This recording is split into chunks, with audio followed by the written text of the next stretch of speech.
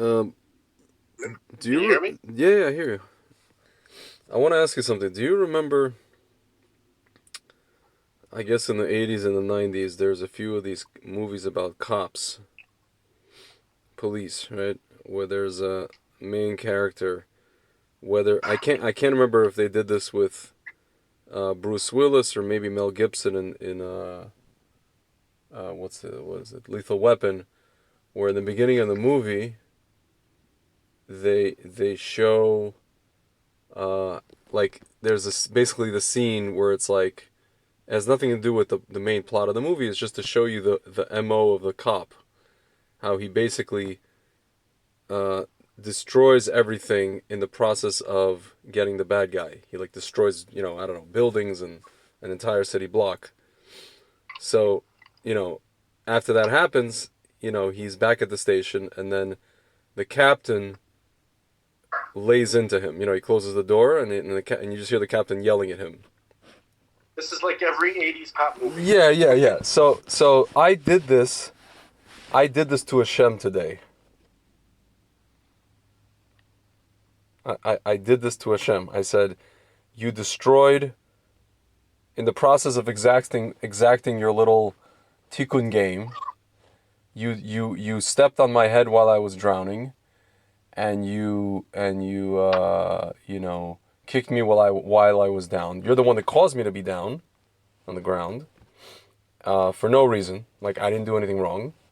I used an example of like I came back to left Israel to marry a woman and to try to do pruvu, which is a mitzvah you want me to get married, kedushin and pruvu, and you ruined it. Like I didn't ruin it, you ruined it. Like Hashem ruined it, and then after he ruined it,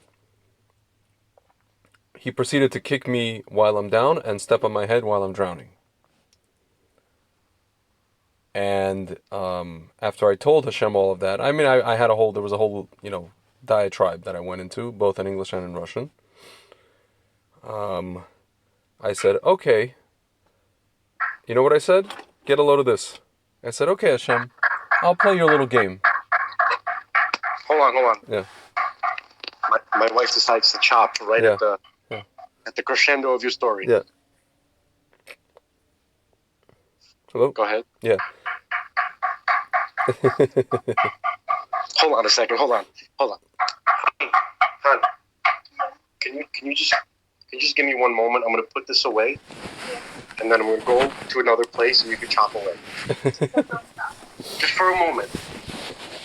Sorry, man. Yeah. So I said And on top of everything, he won't even let you tell your story that's right. without chopping. Exactly. He doesn't even want me to. It's a story about how I'm gonna appease him. He doesn't even want me to appease him. That's how horrible this all is. Okay, hold on. So I said, Hashem, how about this? How about this, wise guy? I said, the next. You listening? Listen hard. Listen good. I'm here, man. I'm here. I said the next girl that somebody tries to set me up with, right? No matter what she looks like, I'm going to agree to go on a date with her. Like I'm going to go on a date with her.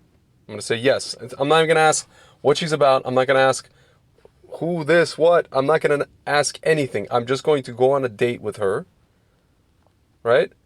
And Yep. and what's going to happen is, through no fault of my own, because I'm not going to do this deliberately. It's going to probably happen naturally. This girl is going to probably be able to tell that I'm not into her, right? And so Okay. she's going to tell that I'm not into her, and which is probably going to make her feel a little bit embarrassed inside, if she's a normal person, human being at all, right?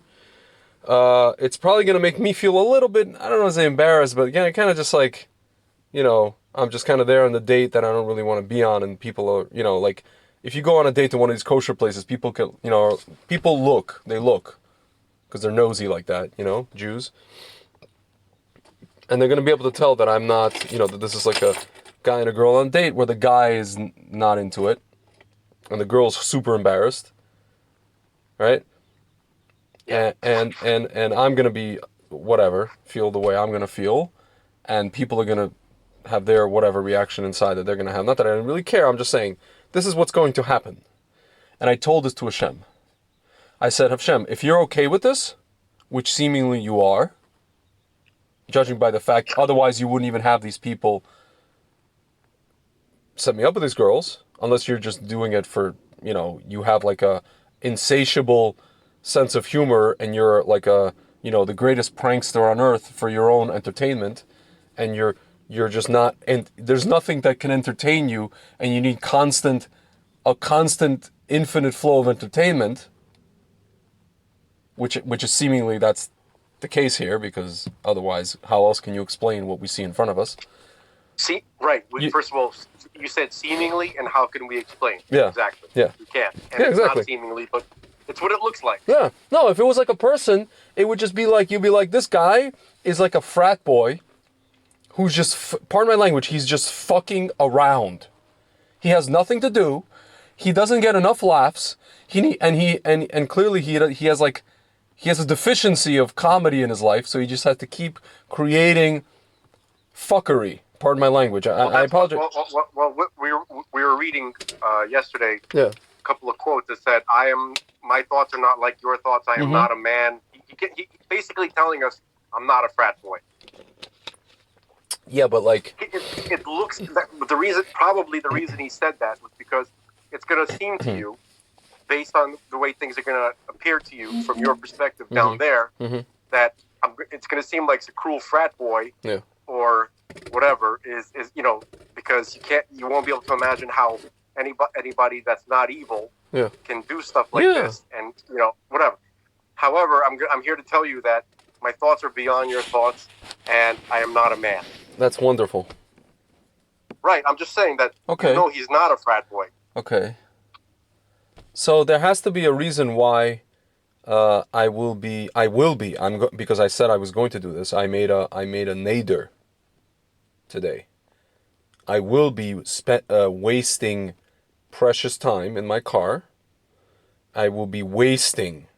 When I say wasting, I really mean wasting, throwing in the garbage money, both on tolls and gas, and the money I'm going to spend on even if it's like a coffee, right? It's just going to be, you want to say Bittelsman?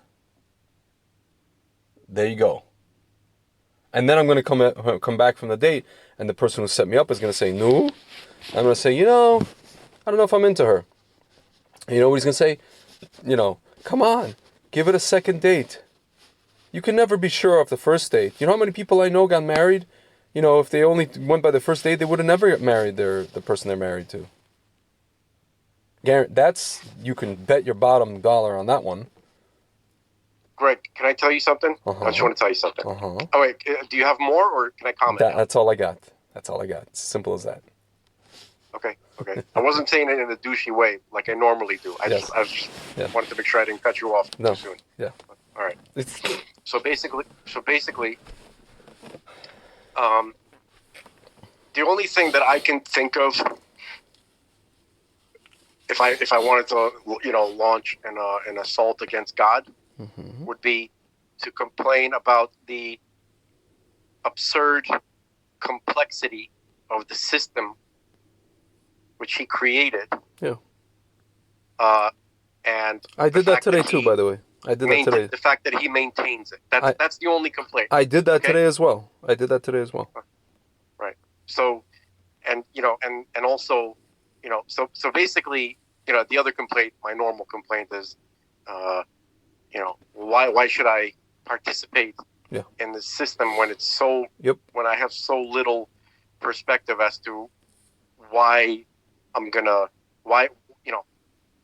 no offense, but how do I benefit what's in it for us? Right. There has to be something in it for us, man. There has to be at least one thing. Right. and so hold on. This is a complex Easter egg. Let's put it that way. Not an Easter egg. Yeah. Easter egg is like a hidden little thing, right? Yeah. That's like hidden in plain sight. Yeah. Okay. That's not what I'm talking about. Yeah. You used the wrong term. Okay. For many reasons. Okay. But basically, so you have this system that he created, Okay, and we don't understand. Most of us don't understand like what's in it for us, right? And then you're going to hear the following. The only reason why we're saying what we're saying, right? Anybody who says what's in it for me is because they are not consciously connected to their neshama. Okay? Connecting to your neshama automatically puts you in a state of mind where you don't care about what's in it for me at all. You don't care about you at all, period. All you care about is about being useful to God. Something about connecting to your neshama has that effect on a person. So the attempts, what most mystics or religious or pious people do is, and you'll hear Manus Friedman say this, not just him, everybody, you have to try to make contact with your neshama. Okay? And that is what changes your perspective on the world. In the sense that it's not necessarily going to whisper secret information to you, even though there is a concept called the Magid, right? Yeah. You know, and Bar Tzadok talks about it all the time. And there's a book called Magid Me'asharim that was written by Yosef Karo, Rav Yosef Karo, who wrote the Shulchan Aruch. Yeah. And he was discussing how he had made contact with his Magid, who would advise him and be like a tour guide in a sense of the supernal realms. And who's the Magid? It's your own soul, your neshama. Okay, so making contact with your neshama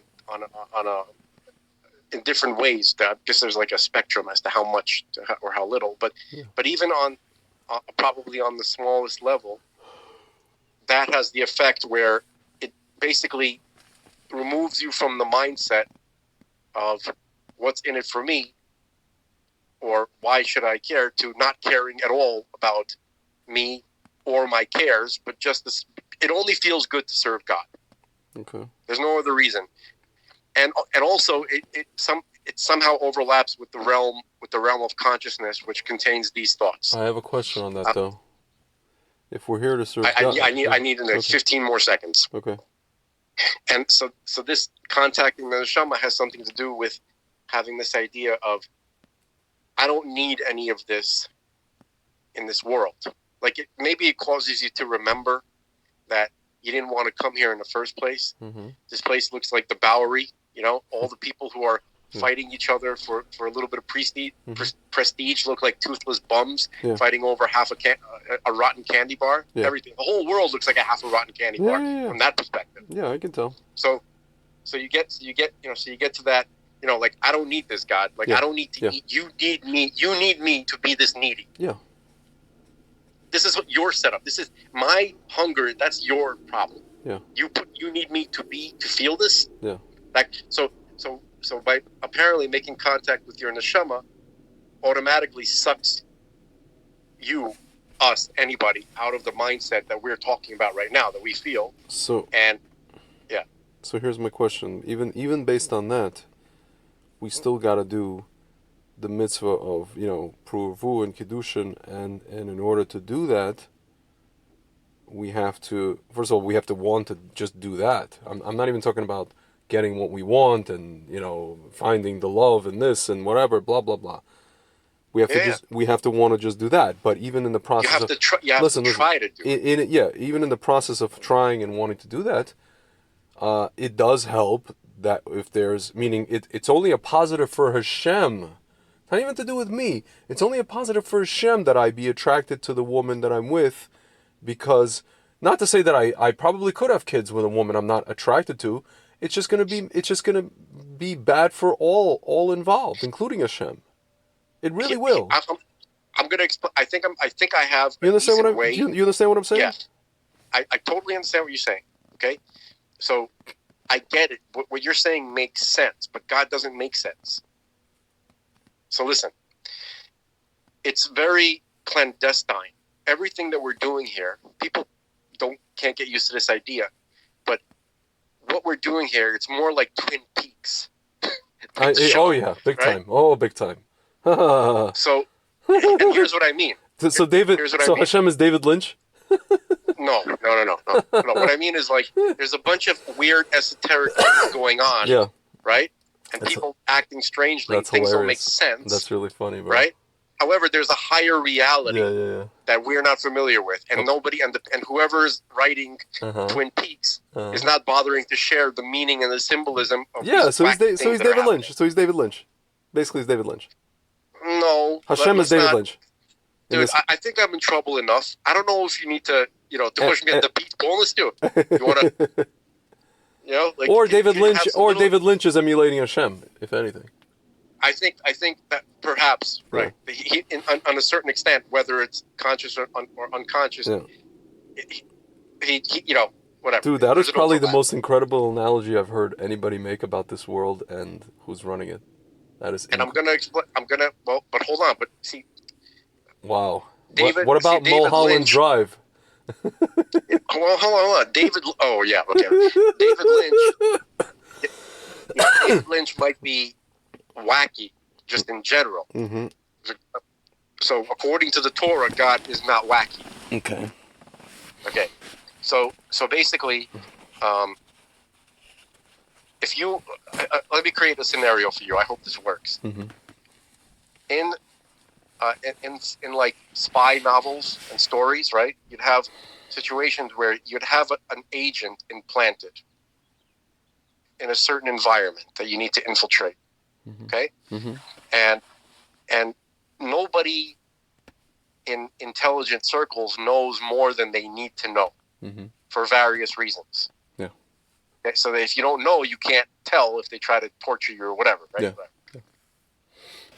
But everybody has its compartmentalized context, and they have their instructions. And the instructions are this. Imagine, we're planted somewhere, and then your instructions are on the second Tuesday of the month, you have to go and buy the paper at this particular location. In the paper, in the newspaper, you're going to find the classifieds, the personals. You're going to be looking for a personal that starts with BB. BB? BB. The letters B, and you're going to see the little section of the personal, and the first two letters you're going to see is BB. And then once you see that, you're going to look at every seventh letter. Okay, and then the seventh of the seventh letters, if it's an F, these are your instructions. And that's all you know. Meaning, if you see that F, you got to go and, steal the microfilm, or you got to go and, assassinate the, I don't know. Whatever. The clerk in the grocery store for whatever reason. We don't know who the clerk is. Yeah. We don't know nothing. We just know we have these instructions, and we got these weird circumstances in which we have to interpret them. Yeah. No other information is offered. This situation is real, by the way. Yeah. Okay? So, in a certain sense, that's what most of us are like. We are just like these agents that were planted here. We have no idea what's going on. Yeah. We agreed to it in heaven. Yeah. Before we got sent here. Yeah. Okay? And it has something to do with that. Why is this necessary? It has something to do with outsmarting the Sitra Achra. Yeah. So my complaint is, fine, all that's understandable if God was, concerned about the Sitra Achra, or he had to outsmart it because he had no other choice. Yeah. But God has all the choices. He controls everything, right? Yeah. So this whole scenario that he set up is it doesn't make sense why it had to be this way. Yeah. Okay? Yeah. But so how do people much smarter than me deal with this question? I've only heard one person ever deal with this question. Doesn't mean he's the only one. I heard the Alter Rebbe deal with this question. And he said, because they were discussing some kind of event that was absolutely incomprehensible in its horror. And, so got the discussion going with him and I guess maybe one of his friends or some of his students or so I believe he answered, and if somebody listening to this can correct me, please do. He answered that it must be necessary, because you could say, if I was God, I wouldn't do this. But I say the opposite. If I was God, I would do this. Because God can't do something that is pointless, incorrect. Yeah. It must be that when you're God, then you would do this, because you would see that this is what needs to be done because you're God. You say it's like it's a different perspective. Yeah. So I wouldn't call that a satisfying answer at all. But there's something there that at least is a fair thought. That's what I would say. It's a fair thought. It's not a comforting thought, though. Okay? Yeah. Not everything that we learn is meant to make... Most of what we learn is not meant to make us feel better. Okay? These conversations we're having is not about feeling better at all. Of course not. Okay? It's the opposite most of the time. By the way, on a side note, I read in the Jerusalem Stone of Consciousness, Rabbi Baxter's book. I don't know if you read it, but he's saying that one of the meditations that he recommends is that when you communicate with God, right, and you are spilling out your soul and your mind, your thoughts, your feelings, whether they are positive and full of love and gratitude, or they are full of anger and complaint, and complaining, right? Yeah. Regardless of which way you're going with that, it should be focused towards take those images and focus them on the dome on the rock foundation stone. Yeah, that's what I heard. And place them on top of the foundation stone. The suffering child. Yeah. Put that child on top of that foundation stone. The injustice that you've experienced, and the sadness and everything, all of us, right? Just put that on top of that foundation stone, and the weight of it will crack it and release the Mayim Chaim. Yeah. And he's quite literal about that. Yeah. I remember reading about that. That's just side. Same thing with Amidah, when he says when you're doing the Amidah and Shemona Esrei, do the same thing. I mean, focus energy on that point. Yeah.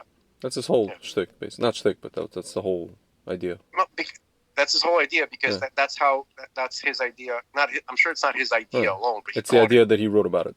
That he wrote about. That he wrote about, which is that the Earth is likened to, let's say, like a big one of us, right? It's like a representation of the person, and the foundation stone, the Evan Hashatia, is the pineal gland. Yeah. And we have our own pineal gland. So by activating our pineal gland and projecting it to the Earth's pineal gland, you can cause the Mashiach to come, the Oregonos, which is synonymous, I believe, with the Mayim Chaim. Yeah. Right? Which will flow from the foundation stone, but the foundation stone needs to be smashed. Yeah. But not smashed with a bulldozer, smashed with our projections. Yeah. Like, from a higher dimension. Yeah. In a sense. Yeah. So that's a side point. So yeah. So whatever you're going through, when you're going to go on a date, right? And you're going to go through the motions. Yeah. Even if your prediction about it comes true, right? Yeah. That's what you're doing. Okay, if it doesn't work out the way you'd like it to work out, and you're like, why am I doing this? Remember what you're doing. You're going through the motions. It's clandestine. It's not explained to you, but it's required. For sure. Okay, and it's not easy to be a clandestine agent for your entire life. Yeah. Okay, the tzaddikim on a certain level, I believe, I don't know, I feel like they got a little bit of a cheat sheet. Like they get a little bit of a glimpse into what's actually going on. That perhaps makes it a bit easier for them. Yeah. right? I'm sure that they don't have an easy time, I It's guess not. balanced with Yeah, it's not an easy with time. the responsibility, Yeah, but at but least it's still, easier. like, At least it's easier to know what it's all for, on some level, yeah, you gotta, and then because the and rest then of us haven't a clue. We're in the dark. right, We're just mice in the dark. yeah. So absolutely. So basically, that's kind of like what's going on. So if you have to understand that essentially, maybe that's why perhaps Twin Peaks came came to us. As funny Yeah, as that is, yeah, it's fun. it's very unique. Mm-hmm. There's nothing really like it. If we Yeah. didn't have it, we wouldn't. We perhaps would have been struggling more to find the correct muscle Yeah. in which to sort of understand what we're dealing with. Just for the folks at home, I want to read the basic plot of Twin Peaks for people. Twin Peaks is an American mystery horror serial drama television series created by Mark Frost and David Lynch. It premiered on ABC on April 8, 1990, and originally ran for 2 seasons until its cancellation in 1991. In the years following its release, the show gained a devoted cult following and has been referenced in a wide variety of media. Twin Peaks is often listed among the greatest television series of all times and has received universal acclaim from critics and audiences. It is considered a landmark turning point in television drama. So let's look at the here. The series follows an investigation headed by FBI Special Agent Dale Cooper and local sheriff Harry. That's funny, Harry S. Truman, into the murder of homecoming Queen Laura Palmer in the fictional town of Twin Peaks, Washington State, the Pacific Northwest. The show's narrative draws on the elements of the detective fiction, but its uncanny tone, supernatural elements, and campy, melodramatic portrayal of eccentric characters also pays homage to American soap opera and horror tropes. Like much of Lynch's work, it is distinguished by surrealism, offbeat humor, and distinctive cinematography. The score was composed by Angelo Badalamenti with Lynch. The original series. Let's go on to the plot. Uh, in 1989, local logger Pete Martell discovers a naked corpse wrapped in plastic on the banks of a river outside the town of Twin Peaks, Washington. When Sheriff Harry Truman, his deputies, and Dr. Will Hayward arrive, the body is identified as a high school senior and homecoming queen Laura Palmer. A badly injured second girl, Renette Pulaski, is discovered in a fugue state. FBI agent Dale Cooper is called in to investigate. Cooper's initial examination of Laura's body reveals a tiny typed letter R inserted under her fingernail. Cooper informs the community that Laura's death matches the signature of a killer who murdered another girl in southwestern Washington the previous year, and that evidence indicates the killer lives in Twin Peaks. The authorities discover through Laura's diary that she had been living a double life. She was cheating on her boyfriend, football captain Bobby Briggs, with biker James Hurley, and prostituting herself with the help of truck driver Leo Johnson and drug dealer Jacques Renault. Laura was also addicted to cocaine, which she obtained by coercing Bobby into doing business with Jacques. Laura's father, attorney Leland Palmer, suffers a nervous breakdown after her death. Her best friend, Donna Hayward, begins a relationship with James. With the help of Laura's cousin, Maddie Ferguson, Donna and James discover that Laura's psychiatrist, Dr. Lawrence Jacoby, was obsessed with her, but he is proven innocent of the murder. Hotelier Ben Horn, the richest man in Twin Peaks, plans to destroy the town's lumber mill along with its owner, Josie Packard, and murder his lover, Josie's sister-in-law, Catherine Martell, so he can purchase the land at a reduced price and complete a development project called Ghostwood. Horn's sultry, troubled daughter, Audrey, becomes infatuated with Agent Cooper and spies on her father for clues in an effort to win Agent Cooper's affection. Cooper has a dream in which he is approached by a one-armed, otherworldly being who calls himself Mike. Mike says that Laura's murderer is a similar entity, Killer Bob, a feral, denim-clad man with long gray hair.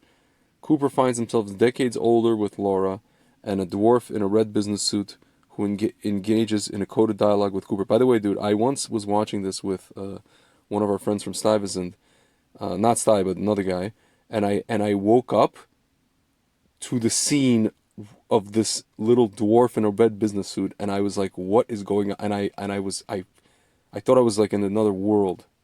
Like I fell asleep during watching this Yeah, show, yeah. and then I woke up and there's this dwarf who engages in a coded dialogue with Cooper. Yeah, he's like speaking in tongues or something. I don't know. The next morning, Cooper tells Truman that if he can decipher the dream, he will know who killed Laura.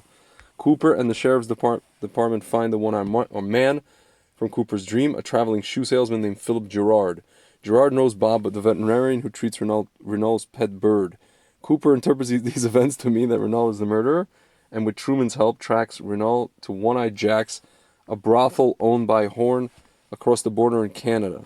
He lures Renault back onto U.S. soil to arrest him, but Renault is shot while trying to escape and is hospitalized. Leland learned that Renault has been arrested, sneaks into the hospital, and murders him. The same night, Horn orders Leo to burn down the lumber mill with Catherine trapped inside and has Leo gunned down by Hank Jennings to ensure Leo's silence. Cooper returns to his room following Jock's arrest and is shot by a masked gunman. Dude, you know what this is? This is if whoever made Goonies was taking LSD.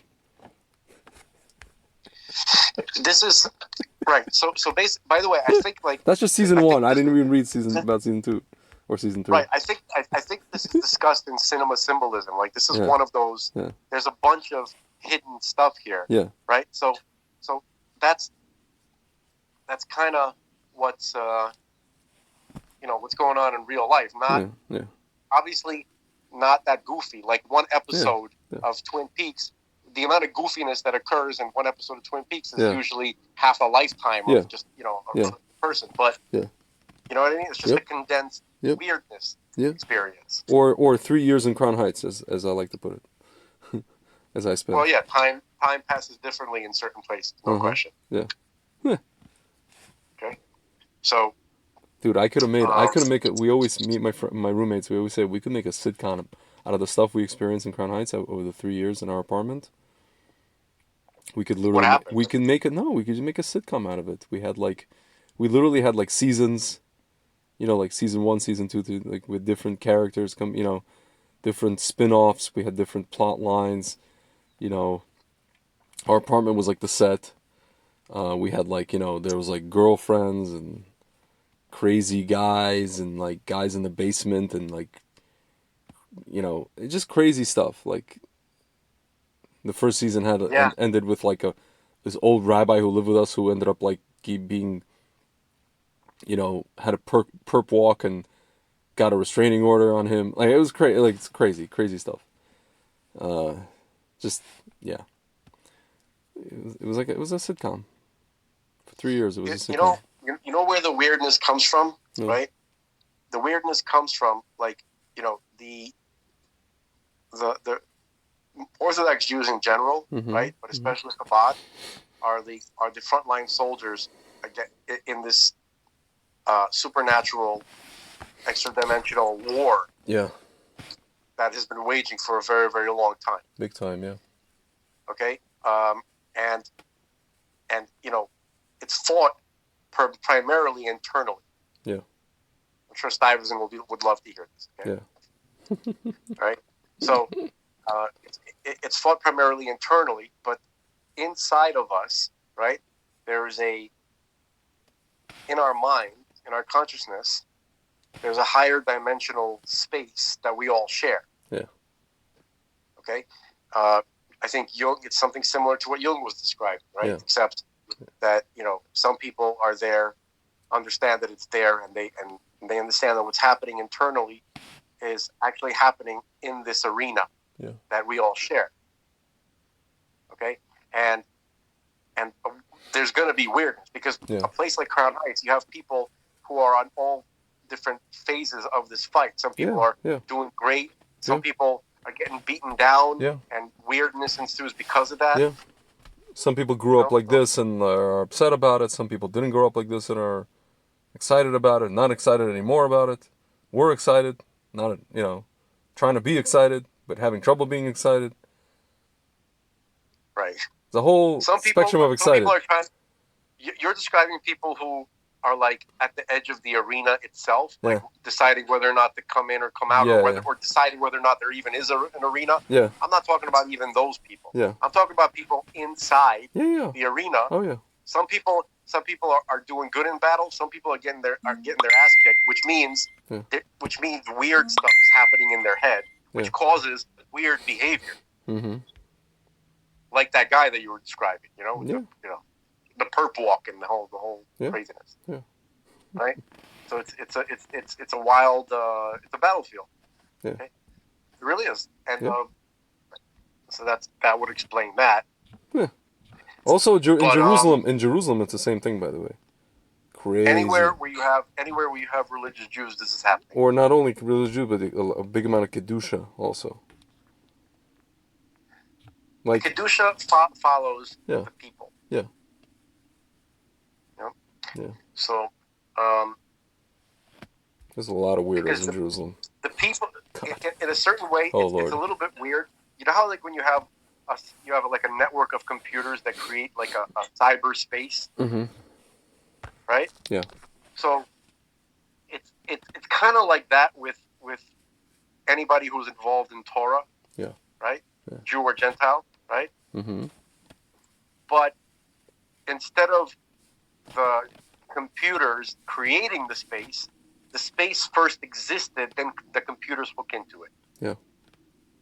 That's what it would be like. So we're talking about the realm of Yetzirah, Yeah. right? Essentially, and whatever. Yeah. Anyway, so let's get back on course. What were we talking about? No, we're talking about. I was just saying how like I'm gonna go on date. I'm gonna do this experiment where I'm gonna just go on a date with. Literally, doesn't matter what the girl looks like. Yeah. Okay, I remember now. So So I'll make final comment on that. yeah. So if you go there on the date and it turns out the way you expect it, so treat it like like the midget in the red business suit. Okay. Yeah.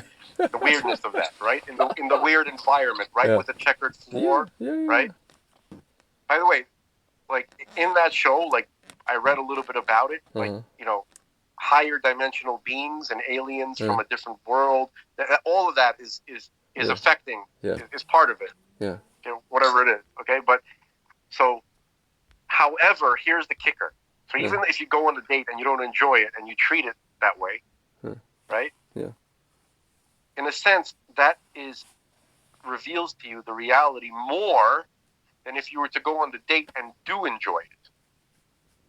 Because if you're to go on a date and you would enjoy it, then you would think that, oh, this is happening because this is working out. We're clicking. God is doing this because we seem to be clicking. We're attracted to each other. This is going to happen. Wrong. Okay, to quote one of a great political leader. Wrong. Yeah. Okay. Wrong. No, it's McLaughlin. Not McLaughlin. No, wrong. I was trying to do Trump. Wrong. Wrong. Yeah. Right. Or boring. Like that. But boring. Yeah, that he was like tweeting that during the Democratic candidate debate. And they were talking. He's like boring. It's hilarious. The guy's just like speaking of the guy is a riot. Speaking of frat boy antics, dude, that is the most non-frat boy guy I know you'll ever know in your life. Yeah. Who people on the outside like to think that he's a frat boy. Yeah. But basically, yeah. So if you were to go on a date and enjoy it and everything works out just fine, so you can tell yourself, it's easy to tell yourself, God is doing this because I like it. Now, I'm not saying that God doesn't care whether you like something or not. That's not what I'm saying. Yeah. But the underlying reason why that's working out, why this situation is moving in the way that it's moving, is not because it's for God's purposes. Yeah. Okay? I'm not saying that God doesn't care how we feel. Yeah. Okay? Yeah. I don't think that's I'm almost positive that God cares what we actually think and feel, primarily because that's our main avoda. Yeah. Right? God puts us into situations that we have no control over, and then how we react to it in our thought process and emotionally is what we're here to do. Like, that's the mitzvah. Yeah. I'm sure you've heard this before, the only free will we have is whether or not to fear heaven. Yeah. In other words, whether or not to respect God and his authority. Right? And how you feel about him. There's all this emotions that are involved. Why does God want so many emotions from us? Yeah. Isn't it hard enough? Yeah. Right? You shall love the Lord your God with all your heart. Right? You shall love this. You shall hate that. You shall love this. And also for me, dude, go like let's say the prospect of even going on these dates, a bunch of them, just to go on for the sake, literally, lishma, just the sake of going on dates, is. I have friends who say, why do you get so emotional about this, man? You're just a date. I don't know why. I really do. It really, it drains me. It drains me. It drains me.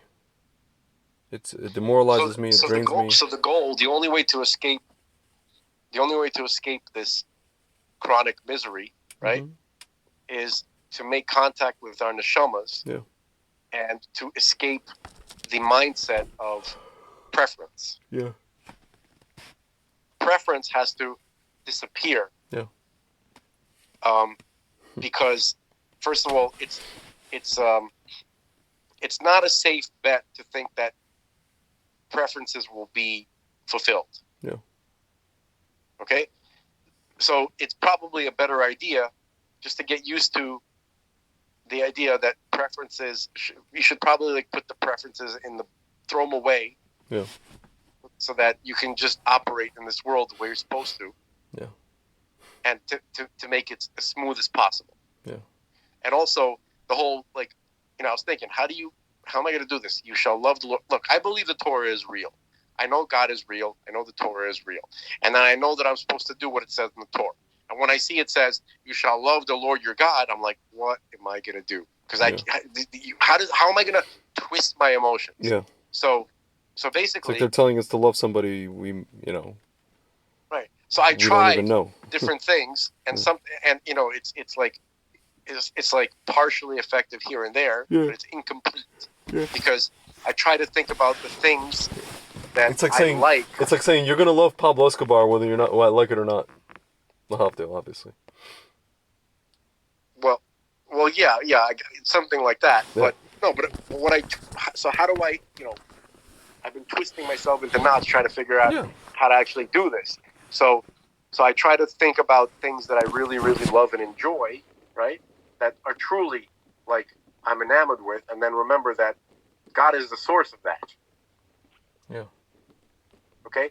So God is the source of every beautiful woman I've ever seen. Yeah, for sure. Okay. So there's that. Yeah. Right? So I try to connect to that, but it doesn't always work because then for some reason he'll make sure to show me something most of the time, stuff that I really, really don't like at all. Yeah. And it's very hard to connect. It's the same dude that created both those things. It's kind of interesting. Yes. Not a dude, but right. Okay? So I would, in some ways, right? Like, it would be easier, to even think of God as a chick. You know why? Because that way I can have, it's an easier association with thinking about the stuff that I like. Do you understand? Yeah. Even though knowing that God is neither. Like, I understand. By the way, you want Go ahead. You want to laugh? Somebody on Getter, that former BlackRock guy on Getter, Ed Dowd. You know this guy? You showed me that. Yeah. No, but he posted a funny meme just now. The meme is as follows. I'll send it to you, but it's basically like the World Economic Forum. It's a little camera. That basically it's their camera, and the camera is projecting in the sky aliens, and the aliens are saying, "There is no God. We made you. You guys should form a one world government, by the way. LOL." And then you have like two idiots looking at this projection from Shmuel Economic Shmorim. This is just like the movies. Oh my God. OMG, aliens. So basically, and then he wrote like 5% odds given this year's insanity.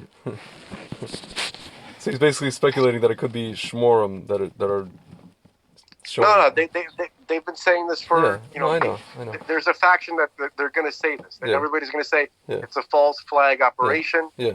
But these people are normally, from my experience, these statements are coming from a uninformed Yeah. Yeah. This position. this is definitely an uninformed person. Because but I can imagine myself easily assuming and thinking what Yeah. they're thinking. Yeah, for sure. And the only reason why I don't think that is because of the providence of me bumping into this issue 13 years ago without even trying to bump into it. Yeah. You know, like Robert Salas, right? Yeah. So you know, in order to like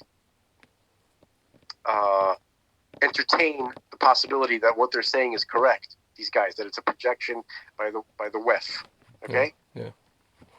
So that would mean that all of these sightings and all of the people who have come forward for the last 75 years were in on it. Yeah. And that seems a little too much for me to, that's too much of a leap. Yeah. And I'm relieved, but at the same time, I'm worried that people like that are rightfully frustrated with people like the WEF.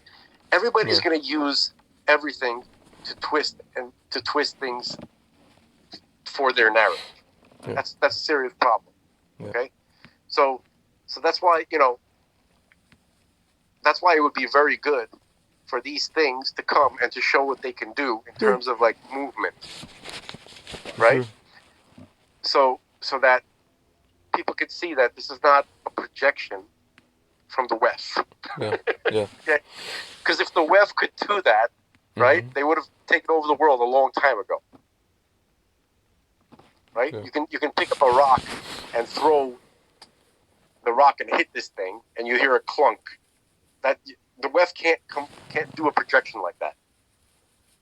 Okay, so that's probably what would need to happen in order to kind of put that idea to the wayside. We'll see what happens. Yeah.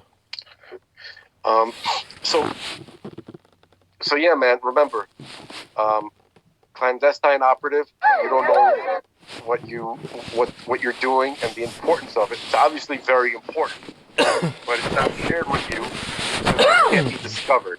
Yeah. Your secret mission is secret because the enemy is in your head.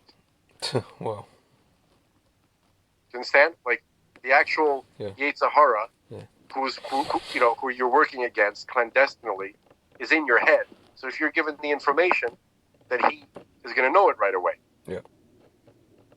That's probably one reason why we're not given the information. It's also similar to, like God needed to bring Mashiach into the world, right? So he had to do it clandestinely, right? Yeah. Through multiple generations of weirdness. Yeah. Lot and his daughters. Yeah. Right? Ruth, right? With the suffix about her lineage. Yeah. Is she allowed to join the Jewish people or not because she's a Moabite? Right? That all this controversy. Yeah. Where these kind of like dark looking scenarios that the Yetzer Hara wouldn't think to look for Mashiach. Like we were saying, a bad sales pitch if you're trying to sell the Torah to people. All part of a all part of a. Yeah, Yehuda, right? Yeah. With the. By the way, I read that you. Okay, so what's amazing? Everybody that you're reading about in the Torah, right? Yeah. Even the people who are not so nice, were regularly engaged with supernatural entities, for sure, as if it was just a daily occurrence. Yeah. Like Hagar, for instance, right? The angel came and spoke to her. Mm-hmm. Right? Yeah. She wasn't. The reason why she didn't panic and pass out the moment that the angel came near her is because it was a regular occurrence in Abraham's house. Yeah. Yehuda and all of them, right, were not. They were familiar with the divine beings that were constantly around them. Yeah. One of the angels, when he saw Tamar, who was posing as a prostitute, right? Yehuda was not tempted by a prostitute. An angel spoke to him and said, "Don't don't spurn her for the outcome of this interaction will bring great things to the world. Yeah. Something like that. Okay? Essentially, his free will was taken away, Yehuda. Yeah. Okay? So, I don't know, I just thought that was important to kind of point out. Speaking of spies and knowing things, here's a headline in Newsweek. Henry Kissinger predicts, our favorite guy, point at which Putin will have to end the Ukraine war. Anytime I hear Henry Kissinger saying something, I feel like something was already predetermined by certain groups of people. Henry Kissinger believes that Vladimir Putin miscalculated the international situation and Russia's own capabilities when he launched the invasion of Ukraine. He will have to end the war when it effectively kills off any chance of Russia remaining a great power in the future, the former Secretary of State predicts. Kissinger, who served under the administrations of Richard Nixon and Gerald Ford in the 70s, told a Financial Times event over the weekend that he fears the conflict could veer into the nuclear realm. Kissinger played a key role in shaping American foreign policy during the Cold War, his guidance leading to a relaxing of tensions between the U.S. and Soviet Russia, and especially between the U.S. and China, which led to President Nixon's historic visit to Beijing in 1972. At the FT Weekend Festival in Washington on Saturday, Kissinger told the paper's U.S. national editor, Edward Luce, about how he managed to split Moscow from Beijing by treating the two enemies differently. Amid hostilities, what is that noise? That was me walking down the stairs. Sorry. Amid hostilities in Europe, Washington should now seek to do the same once again, Kissinger said. The former secretary warned against taking an adversarial position on both China and Russia that could drive them closer together. After the Ukraine war, Russia will have to reassess its relationship to Europe at a minimum and its general attitude towards NATO, he said. The war in Ukraine is now in its 11th week, and Russia has so far failed to achieve any major objectives in the country. In early April, Russian troops that were deployed in the area surrounding Kiev were redirected by the Kremlin to southeastern Ukraine, with the new goal of completely liberating, quote-unquote, the Donbass region. It's like a ruse. Ukrainian armed forces were able to regain control of largest part of the north as a result. Western intelligence and international observers were expecting Putin to make a big announcement on Monday, as Russia marked its annual Victory Day parade on May 9th, celebrating the Soviet Union's defeat of Nazi Germany. But surprisingly, the Russian president refrained from declaring all-out war on Ukraine or announcing general mobilization, a move analysts say may be a sign of that Putin is wary of the Russian people are willing to endure.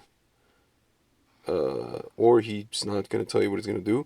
So at the current stage, it's hard to predict how the war will end. Asked about its possible conclusion, Kissinger told Luce that Russia will continue fighting in Ukraine until the conflict eats up so much of its military capability and resources that the country risks losing its status as a great power. The obvious question is how long will this escalation continue, and how much scope is there for further escalation, Kissinger said. Or has he reached the limit of his capability, and he has to decide at what point escalating the war will strain a society to a point that will limit its fitness to conduct international policy as a great power in the future. At that point, Kissinger said, whether Russia would then turn to its nuclear arsenal in order to end the war was something he couldn't predict. We are now living in a totally new era from the Cold War, he said. As for avoiding nuclear disaster, Kissinger's goal during the Cold War, circumstances have changed so much in recent decades that there needs to be a whole new discussion about the potential implications of nuclear weapons use, he said. As technology spreads around the world, as it does inherently, diplomacy in war will need a different content, and that will be a challenge. One thing we could not do, in my opinion, is just accept it, he concluded. I don't know. I think that Putin is not even using any of his actual military capability. Yeah. Okay. I think that his goals are getting accomplished all the time. I'm not in support of his goals or the other goals. Yeah. Or the other ones. Yeah. But I think it's obviously. I keep seeing these reports about, Ukraine repelling Putin, or Putin is exasperated, losing. Ukrainian military humiliate, tank convoy. Yeah. This is pure lies. Yeah. Pure lies. They're relying 100% on absolute lies and false information to fight Putin. Yeah. That's all there is. See, Putin is frustrated in the sense that what's actually happening on the ground is not being recorded. In fact, the story is that's being told is the opposite of what's actually occurring. So that's how they plan to beat him.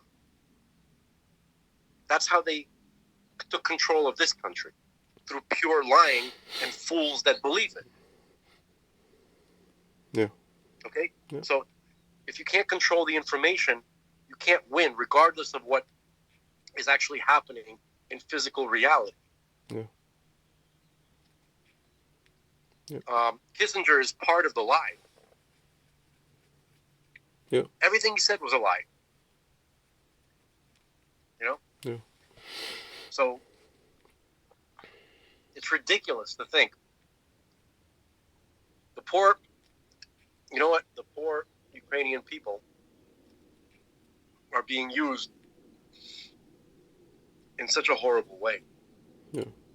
Because they're suffering horribly, and the world is being told that they are these victorious, proud warriors that are just happy.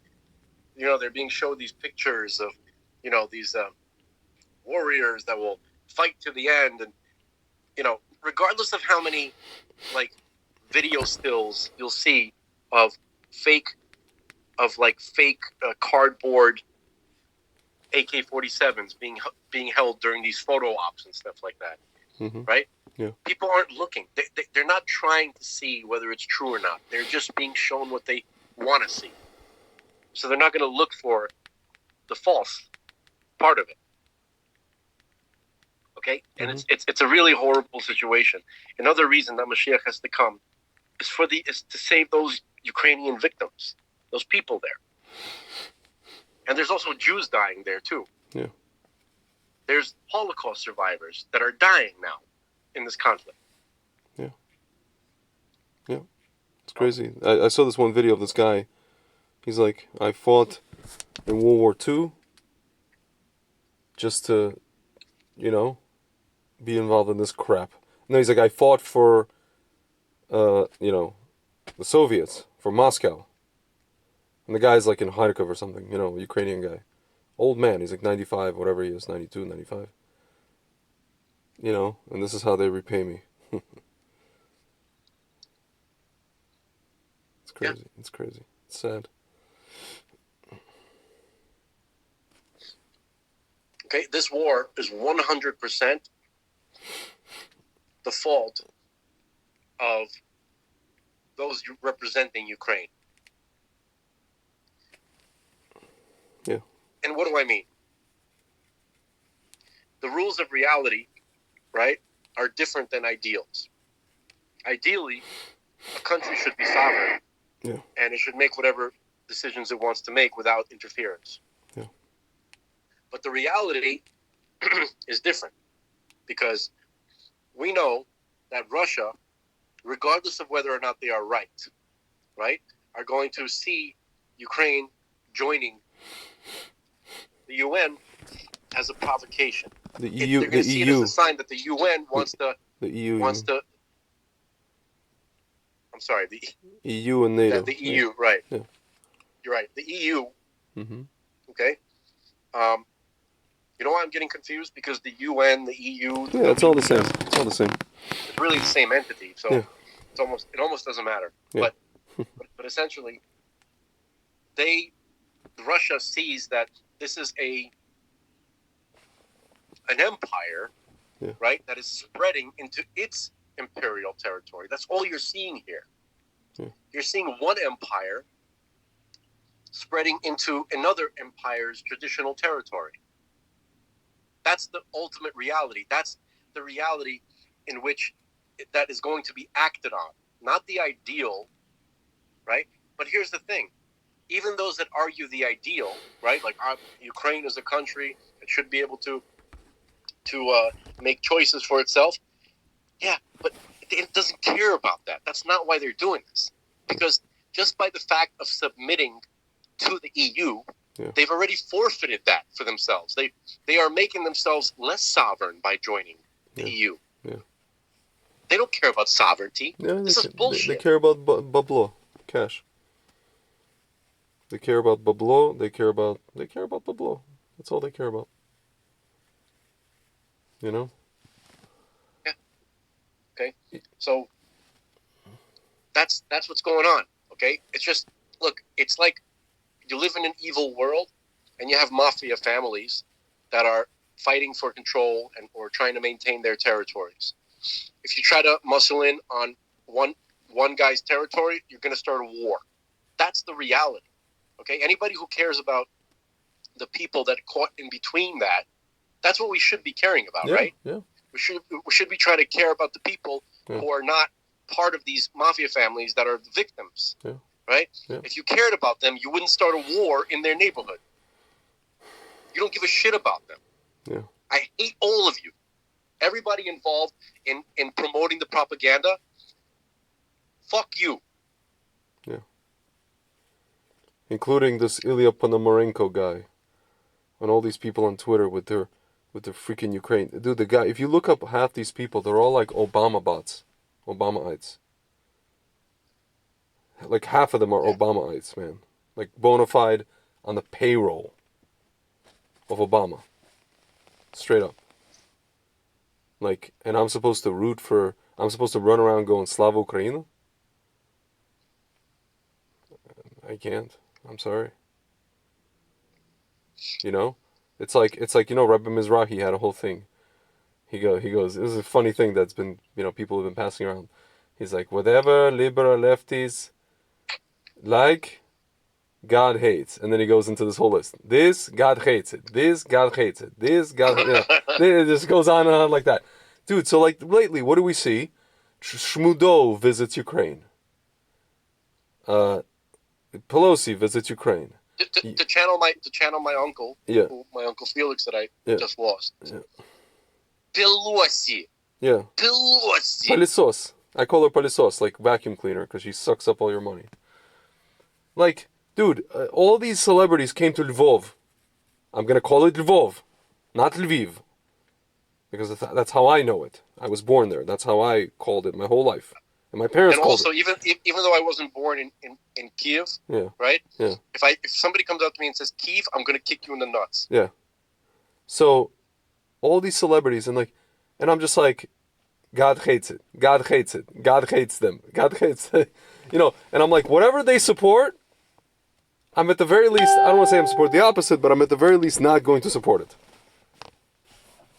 Like, it's just, it's so in your face, like, obvious what you're supposed to do here.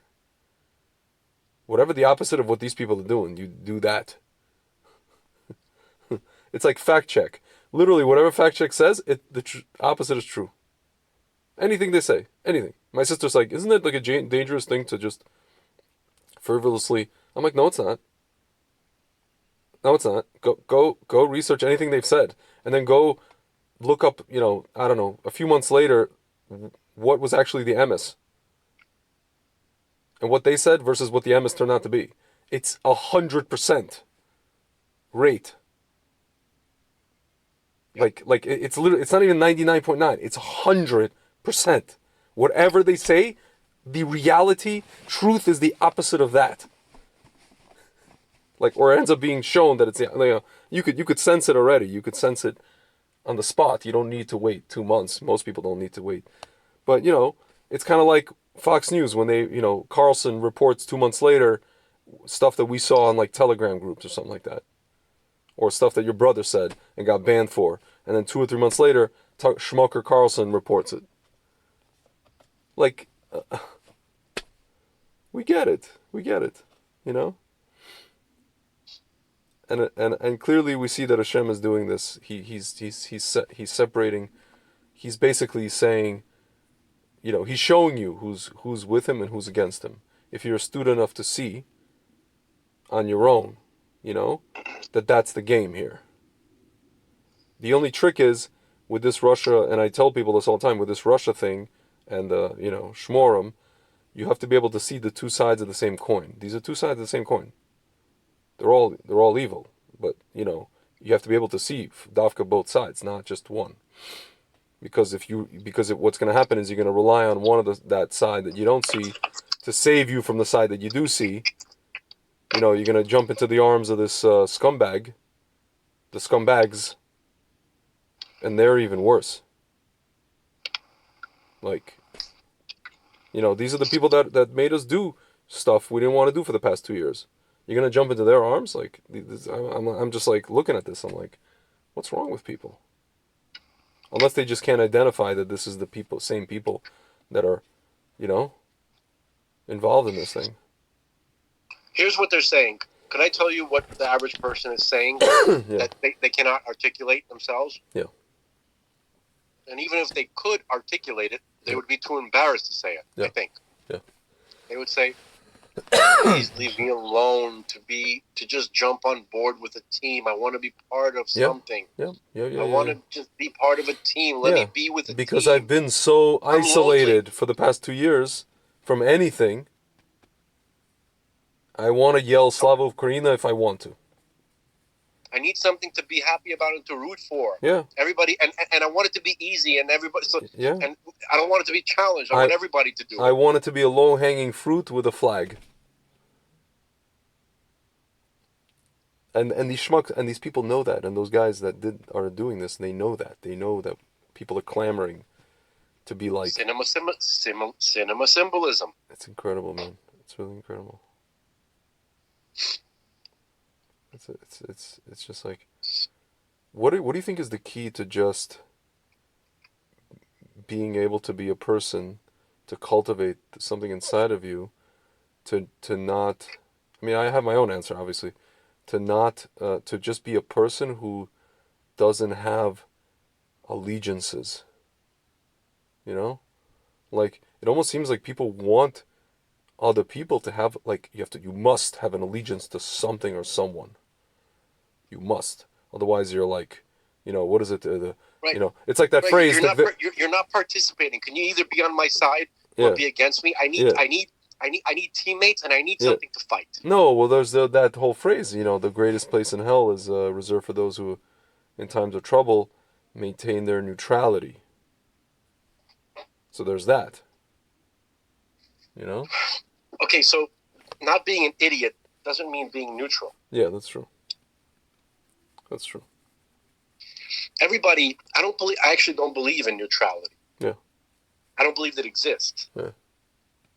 It doesn't. Right? Like, for instance, if we're not for Russia or Ukraine, who are we for? We're for the people. We're for the people who are being butchered. Yeah. Who don't have a voice. Yeah. We're trying to speak for them. Yeah. That's not neutral. Yeah. Neutral is just kind of like, listen, guys, I'm gonna go. Yeah, I have a friend like that who's just like, you know what he says? This is the same friend that says, anytime I tell him that I'm arguing with pro schmacks people, he goes, why? This is the same guy. He goes, why are you arguing with them? They're gonna be dead in a couple of years. So the same guy, he goes to me, I don't care about any of these people. I just, if the world, unless a world that doesn't have a Beit HaMikdash, where the Jews don't have a bayit, should be incinerated. Like, everything should be incinerated. I'm like, dude, that's really cynical. Yeah. Plus, where did you get that viewpoint? I don't think God has that viewpoint. I don't know. I don't know where you got that viewpoint from. But it's kind of, I don't say anarchist, but it's very. I was like, dude, that's really sad, man. That sounds more like a person who is so overwhelmed by the immensity of the sorrow that he sees the potential to feel that he just kind of shuts down. Yeah. No, this is what he wrote to me. He's like, I want the whole world to burn to ashes until we have a bayit and an independent state. And then he goes, kind of with a wink, he's like, I just want to visit Rome and Paris before it happens.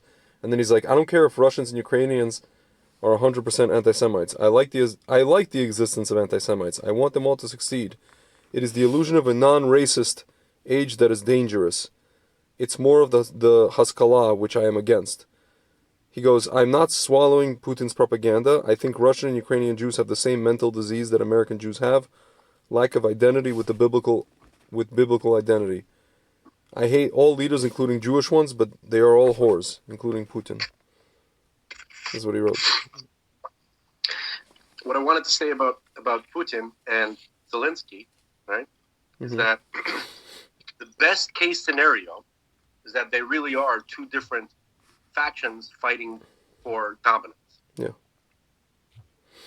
The worst case scenario is that they're all just actors working for the same team, trying to instigate a giant worldwide war. Yeah. There's no good, like, I don't see any scenarios in which anybody's altruistic here. Yeah. Yeah, sure. But in the first scenario, just, in terms of, like, the rules of the jungle, right? Mm-hmm.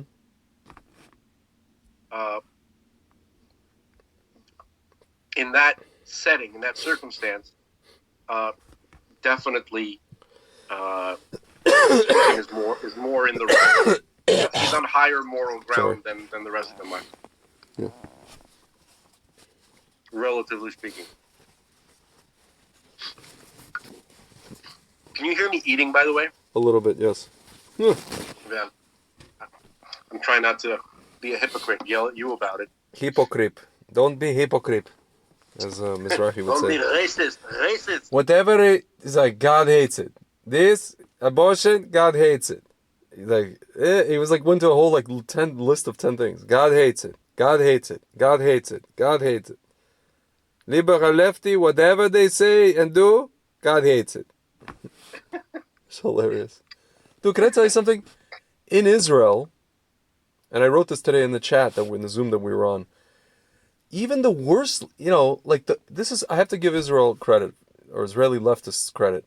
The worst of the worst of the worst Israeli leftists are still not obsessed to death with the transgender issue.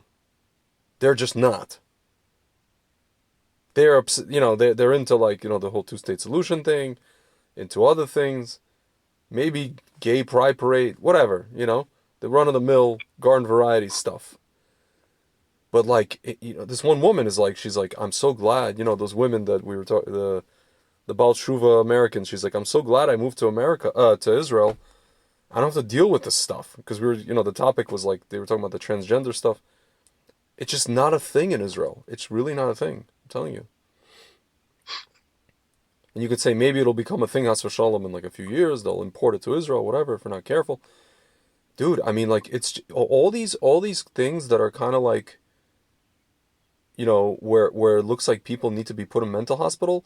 It's really, these are things you see in America. Like, what did we have in America? We had, like, the Manson family thing. Charles Manson. Yeah. It's usually like these crazy white women. It doesn't matter if it was in the 50s, the 60s, the 70s, 80s. It's usually them leading the charge in some wackadoodle cause where, like, the people literally involved in it need to be locked up in a freaking hospital.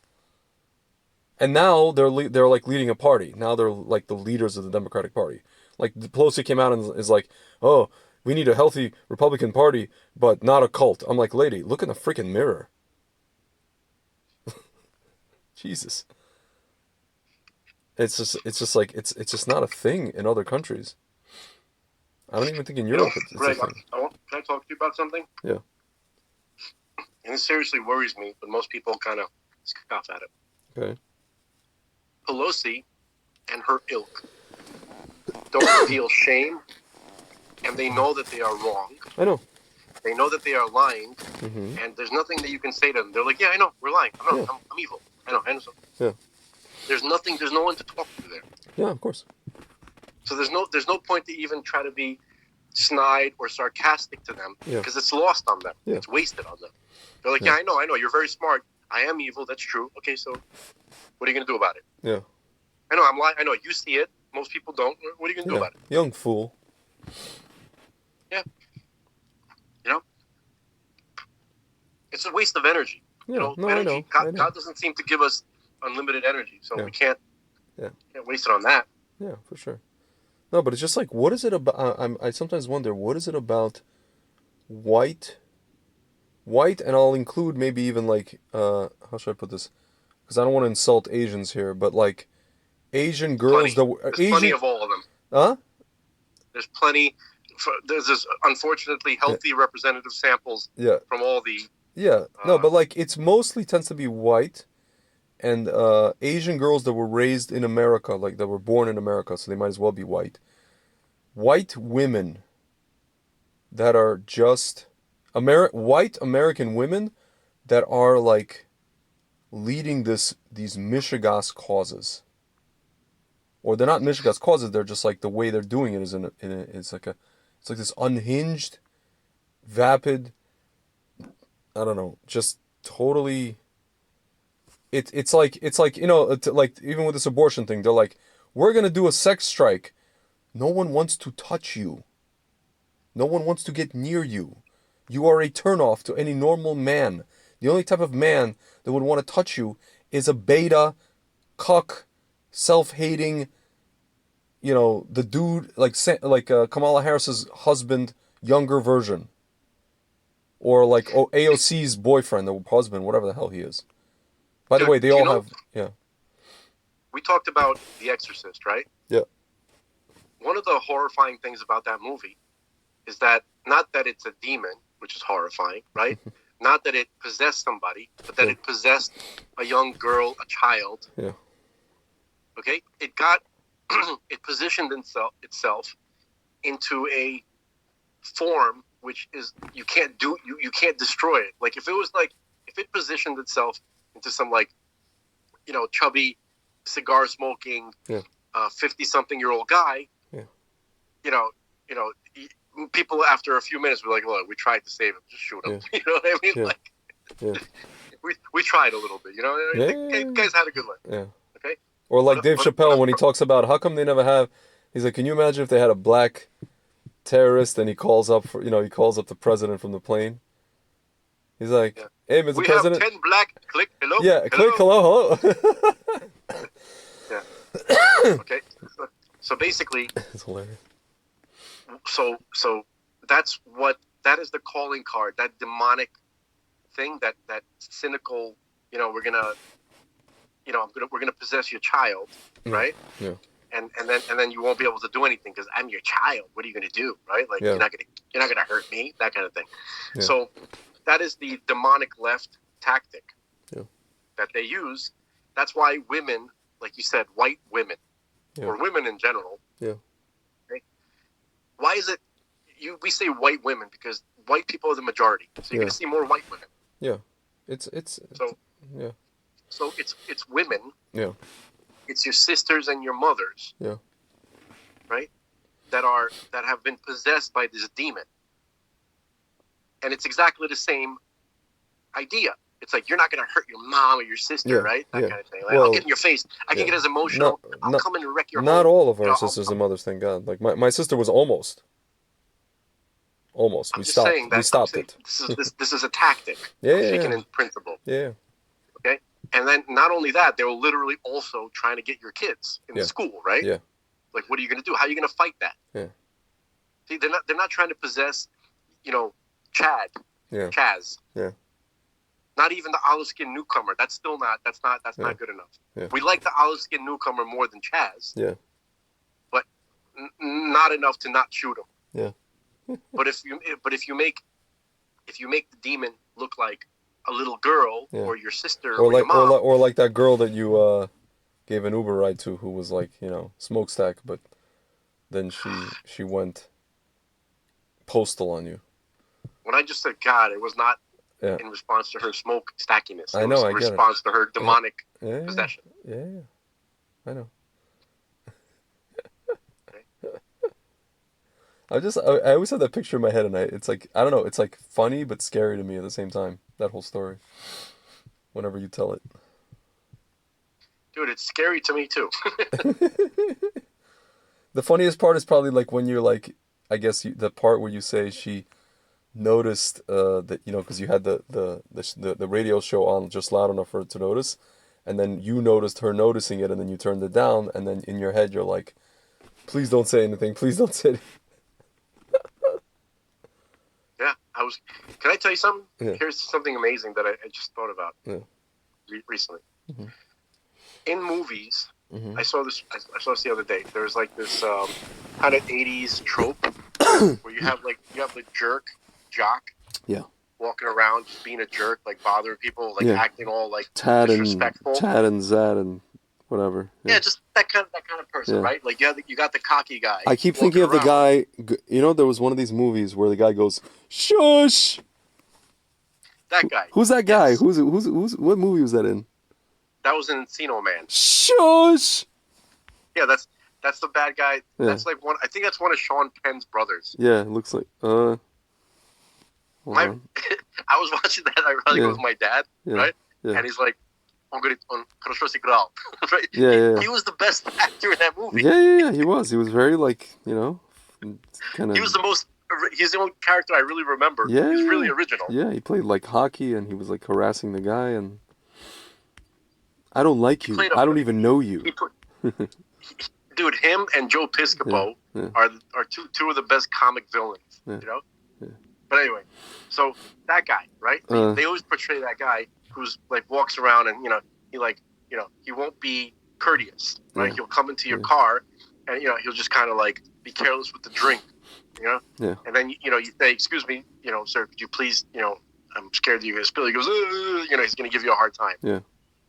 In reality, just for my time being a driver, Uber. Yeah. Every guy, no matter how tattooed or how chazzy they look, right, relatively speaking, would always say, "Yes, sir. Thank you, sir." No, okay. No matter how menacing they look. The only time I ever had to deal with that level of carelessness and disrespect was women. Yeah. I remember I picked up this one lady.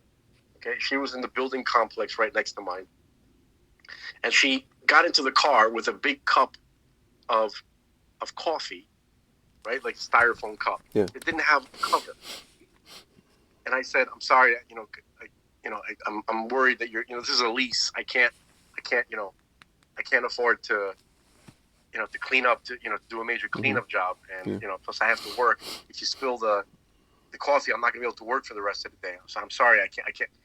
She's like, "Whoa, is you think I'm gonna spill it?" I'm like, I'm not saying that you are, but because there's a fair chance that it might happen. Let's say if I hit the brake pedal and suddenly it could happen to anybody. So I'm sorry. If you could please leave the coffee behind, or if you have a cover, put it on. But I can't take. And she's like, "Oh, whatever, fine, I'll get out." I'm like, "Okay, I'm afraid you're gonna have to get out." Yeah. The chazzes that I've dealt in my life were mostly women. Yeah. By the way, the actor's name is Michael DeLuise, and you know who his father is? Dom DeLuise. I thought he was a Penn, but that's way better. No, he's and he played on actually Officer Joey Penhall on 21 Jump Street in 1990-91, and he also played on Gilmore Girls. But yeah, he's Dom DeLuise's son. Was the same guy? Yeah, same actor. Dom DeLuise's son, and he played the shush guy. Shush. He must have lost a lot of weight. Yeah. Shush guy. Yeah. Because I thought they were brothers. No. I thought that the 21 Jump Street guy was also one of the Penn brothers. Yeah. No. Why did I think funny. that? Because his character's name was Penn in the show. God, what a stupid kid I was. Yeah. God. Yeah. That's funny. Yeah. No, he's a great actor. I like his whole shtick in the movie. It's like that reminds me of one of Norm Macdonald's shtick, where he was like on some talk show. I think it was Conan, and he goes, "Yeah, so I saw Matlock in the airport." Yeah. And he's like, "You mean Andy Griffin?" He goes, "Yeah, well, he goes by Matlock now." Yeah. Hilarious. It's very funny. But anyway, dude, there's a moment in the movie in Encino Man where he Sean Astin is looking at the girl, the girl that he likes, and he Yeah. waves to her, and then this shush guy pans like his head into the shot, and he just like nods his head, like looks at him and he nods his head. So He they're nods his head. I like don't know. he like nods. He goes no, you like as in you're not gonna have her. Not nods. He He's like, shakes his head He's side to like that. side. He's like, Yeah. He's like yeah. So there's there's a GIF of like I don't know 30 years later of a guy looking at a girl, and then this guy, this DeLuise guy, pans into the shot, shakes his head no. It's like his Whenever face. I see a guy, even in the movie, right, and I know it's fake, but I see a guy who's pining over a girl that is with another guy, who's rejected you and is with another guy in your face. Yeah. I want to help that guy. Yeah. That guy is my brother. I want to help him. Yeah. Right? And then, what was shocking, sometimes I would get, like, attitude from the girls. Yeah. Right? That are the object of respect. I'm like, dude, she's not working. And then she's like, what? Like, what? Yeah. She goes, why are you involved in this? Like, if he likes me, he likes me. I was like, do you understand how sick that is? Yeah. Yeah. It's you have a problem. I'm trying to help my friend. Yeah. Get out of this unhealthy mindset. They just want attention. Yeah. They just want. Usually it's like a friend situation, right? Where they started out friends, right? And then you tell them you got to get away from this girl. This is very unhealthy. It's bad for you to be in this situation. Yeah. She's not a good friend. And then she'll say something like, "Don't get involved in it." Yeah. It's because they want the D in the glass case, break in case of emergency. Mm-hmm. Yep. Okay. Yep. The D in the glass case. That's I'm trying to. That's the term. I want people to recognize what I'm talking about. Can I ask you a question? We just found out, like, the last couple of weeks we've been finding out, like, supposedly, let's just assume that this is true. Gil Bates has schmovid. Shmamala Harris has schmovid. And all you ever hear, and this is like, you hear this from a lot of people. Healthy, these are like people in their 40s and 50s, healthy people. Oh, man. I'm so glad that let's say, and I have a friend like this who I know for a fact he got 2 shots. Man, I'm so glad that I got 2 shots. Otherwise, it would have been worse. How the hell do you know? It would have been worse. I had COVID. It was the same result as the guy that had 2 shots. It was the same. I had the same veracity, same intensity. How do you know? How do these people presume to freaking know what their condition would be had they not taken the shot? They don't know.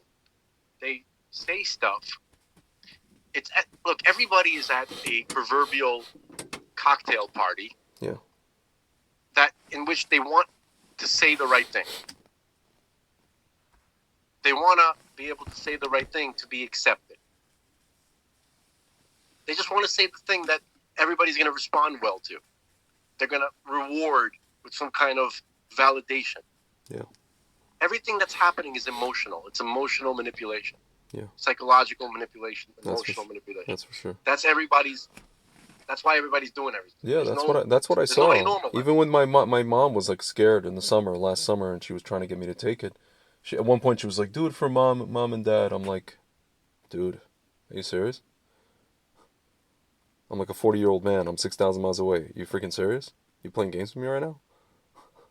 I went into this whole thing of why it's I shouldn't take it and this and that and all the issues, and my mom even agreed with me, and then every so often she would just go back into like fear mode, and I was just like, "Are you freaking kidding me?" Wow, they really got to you. Like, ну ты понимаешь, твой папа и это, он больной человек, this, that, they scared us, они нас напугали. I'm like, operative word. Напугали. They scared you. You cannot make a decision, a rational decision based on information that I gave you when you're in a state of fear. You cannot. Either you're in a state of fear, you're making a decision based on that, or you're in a state of rational thought with information in front of your face, analyzing the information like the applied math person that you are, master's degree, or you're not. By the way, can we talk about that for just a moment? Can I make Yeah. a comment on that? Yeah. So you have a person who has analytical skills, right? Mm-hmm. But uses them sparingly. I'm not talking about your mom. Yeah. I'm sorry. Let me Just make people. that clear. Yeah. I'm talking about people. I'm talking about an educated person, a highly educated, highly specialized. Yeah, PhDs. Right? PhDs. Okay. So they know an impressive amount of information, and they have analytical skills to operate in their environment to get emotional validation. Yeah. Like to get people to be impressed with them or give them some sort of awards. Right. Plaque on the wall, Respect, whatever it is. awards, yeah. jobs. Yeah. Right. Exactly. Prestige. Okay. Try to use some of those skills to do anything practical or useful in the world to save a life, your own life even.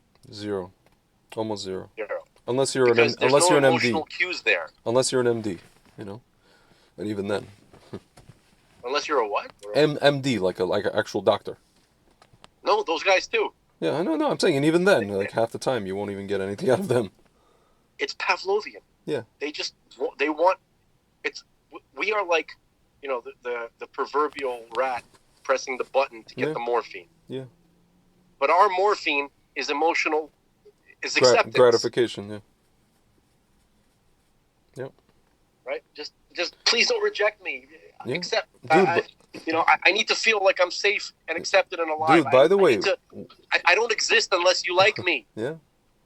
But by the way, dude, why do you think it's because they showed a statistic, the people that were most skeptical of the schmacks were, it's funny, it was like the opposite sides of the, so to speak, bell curve. It was people only with high school diploma and PhDs that were the most skeptical. It's kind of weird.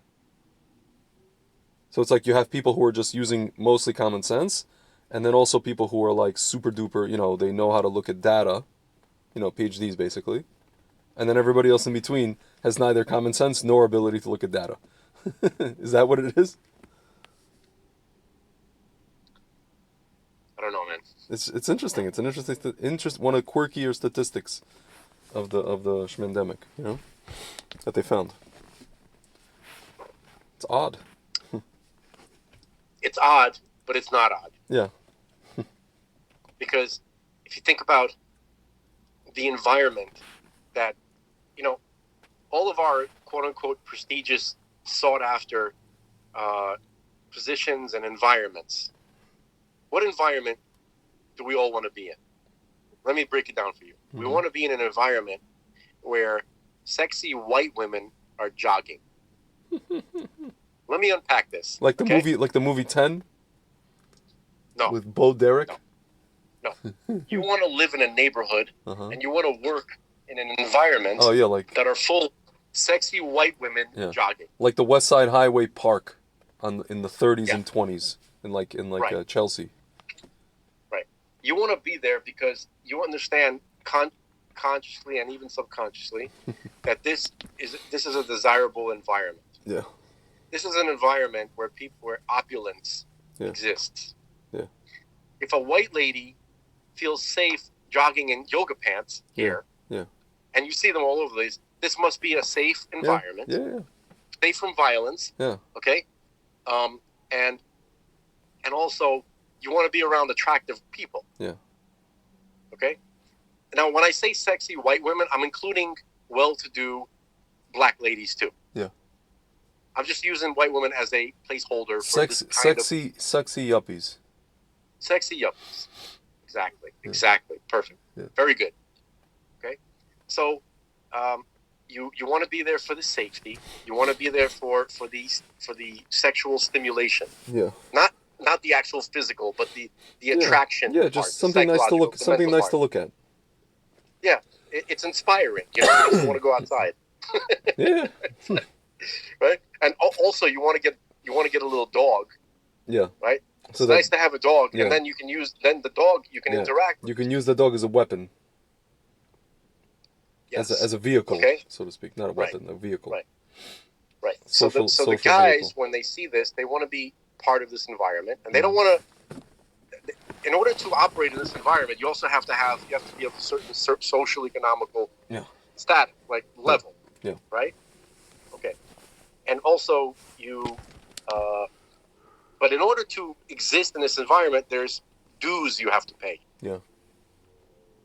Okay, the dues are accept liberal crazy bullshit. Yeah. Okay. Or at least shut your Now, mouth when you hear it, even if you disagree. right, and so the women, what motivates the women to be in this environment? Well, the attention that they get, the comfort of the life, right? Yeah. It's all the same similar things, except like, there's this whole idea of being the one that desires and the object of Desire. what is desire. Yeah. There's a relationship there. Like, Yeah. the object that is to be desired needs a desirer, Yeah. right? Yeah. For this to work. Yeah. The fact that they're desired means that most of the time they're going to play by the rules. Yeah. The desirer is Yeah. going to play by the rules. Yeah. And the rules will ensure my safe and comfortable position, both economically and socially, emotionally. Yeah. I'm going to be accepted. Everybody's looking for a safe, comfortable little nest of acceptance. They preyed upon this need. This is the fundamental need. Okay, Yeah. a person will make sure that they exist in that. They will make sure that they have the skills to exist in that environment, where they won't be able to rub two sticks together to make a fire to not freeze to death. Yeah. They will completely ignore any basic physical survival skills in order to ensure their emotional survival. Yeah. It's a type of spirituality. Yeah, I know. It's a religion. An evil It's one. a religion. Yeah, no, it's a religion. It's a cult. Right. It's a cult. It's a cult. My parents have friends like that who it's the craziest thing, man. People who came from the Soviet Union, went through the same things as my parents, were on the same wavelength as my parents for the first few years of being in America, and then one of them became some, let's say big manager or VP at some investment bank, and the kids ended up going to some Ivy League school, and all of a sudden the person wants to be in elite company, even in, let's say, what we call the Jewish elite world, of the Jewish liberals, Jewish leftists, whatever you want to call it. And the person chose that environment or chose that strata over, common sense, over her own sensibilities, over what she knows to be true, or she, understood at one point in life to be true. The person chose that entire realm to the point where they now watch, CNN, maybe even MSNBC, and now, my parents can't even talk to these are people who my parents were very close with for a very long time. And all of a sudden, everything just flipped. It actually started flipping during Obama, where the person, had Americanized themselves. Well, I say Americanized because they wanted to distance themselves from, Russian Jews who they knew and were friends with, and and all of a sudden, how like this girl, out of nowhere just started hurling accusations at your brother. This person all of a sudden started. You're talking about Blimmy? Yeah, Blimey. So in that same way, this person started hurling accusations at all her Russian Jewish friends, calling them all racist, because none of them wanted to vote for Obama. So she said, "You only don't want to vote for Obama because you're all racists." And why was she compelled to vote for Obama? Because, her whatever you may have thought about him is supposedly wrong. My children who are in Ivy League schools and who I venerate and whose opinion I apparently value, are telling me that he's not what you think he is, and he's so wonderful, and he's a great speaker, and he's so slick and classy and whatever. And stop being such racists, and come on, guys, and let's move into the 21st century, and enough of this Bush whatever stuff, and whatever, And since that time, this person has gone off the flippin' deep end, and in that respect, and then combined with basically just this desire for elitism and acceptance, and it being accepted by their in-laws, like these American liberal Jews. It's like this whole kit and caboodle, you know, and that's it. And the person, my parents cannot even say a word, and this person automatically will just kind of like skirt the conversation or run away. You know, they haven't like left their house because they're afraid of schmovid, and despite being schmaxed, and they force people to test. They force their kids and their grandkids to test before they come over the house. That type. It's just Yeah. no, but it's all. And I asked my mother, I'm like, how do you explain this? She's just like, this is all the desire for acceptance from the elitist strata of Jewish society. When we say Jewish society, we're talking about secular American Jews, wealthy. Yeah, we shouldn't call that Jewish society. Whatever, they just happen to be Jewish. You know what I'm saying? It's crazy actually. I went to the wedding. This is years ago, right as I was becoming Bal Tshuva, of one of the daughters, and they had like the rabbi who's like Rabbi Cantor, female person, whatever, half, father is Jewish, mother is not, and then so it was Parshas Bereshis. So of course the Rabbi Cantor, such a wonderful speaker, was on 60 Minutes, whatever, goes into the whole, this is a new beginning and a new chapter in your life, much like Bereshis, very nice, Dvar Torah, whatever, and then little cheeseburgers, hors d'oeuvres, and little, cocktail shrimp, same wedding. And that's what it is, bro. That's American Jewish society in a nutshell. Secular society. And this is what it, and Ginos, yeah. the Ginos. Yeah, the Ginos, and we saw then how this family went from being, on the same wavelength with my parents, and they even went through the same things in the Soviet Union. They understand what they're looking at when they're looking at these scumbags that we're looking at today. But yet these people basically just sold out their entire principles for the desire for acceptance. Let's say we wanted to be nice to them, right? Because I was just thinking, I had this picture that if people like your parents refuse things, right? Dude, can you hold that thought 1 second? I just want to let this cat in because he's staring me down. Yeah. So yeah. I mean, they think there's no escape. There's an escape. To them, they don't see it. So well, it makes sense. It makes sense what you're saying because they part of the thing was that it's almost like Holocaust survivors that didn't tell their kids and grandkids about anything they saw and experienced. These people did not, unlike my parents did with me. These people didn't tell their kids about Soviet Union at all. And my parents did. My parents were drilling it into my head, all the experiences since I'm 10 years old. Mainly partially because I would ask, and because I was there, for the first, 6 years of my life, but also because they felt the need to tell me. They felt it's important, Yeah. And they felt so that I understood where I am, where they took me and where they took me out of, and what, that I should be grateful where I am. So I understand where I could be. Yeah. Even in the place of like, even what it was after communism fell, which was still garbage, and like mafia and all the rest of it, Wild West. But it makes sense what you're saying, that they're traumatized by it because they didn't tell their kids about it at all. It's almost like they just wanted to forget it. They were like, that was a chapter in our life, and now we're done, and who cares? And let's forget about it. We're in America now. Nothing like that can ever happen here. As we talk about our disinformation psycho, Mary Poppins, Yobnuta, pardon my language.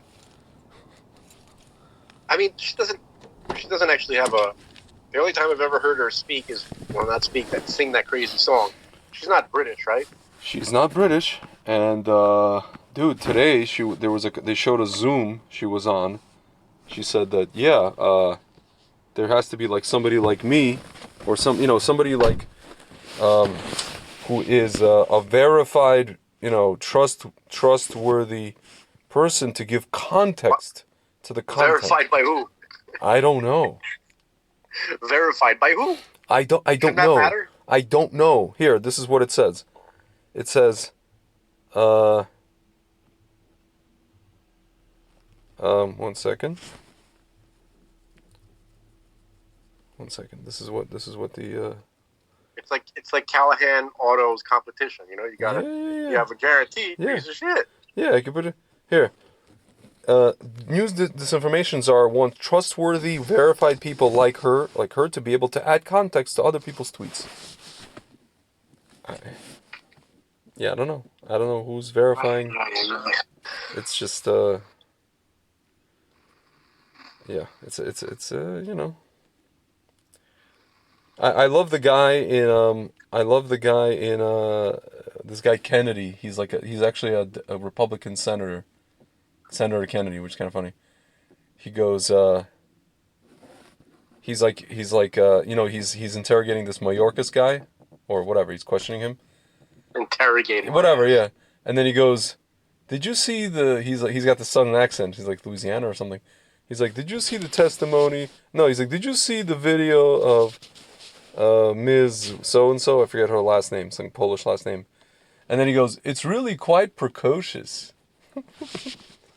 From Mary Poppins.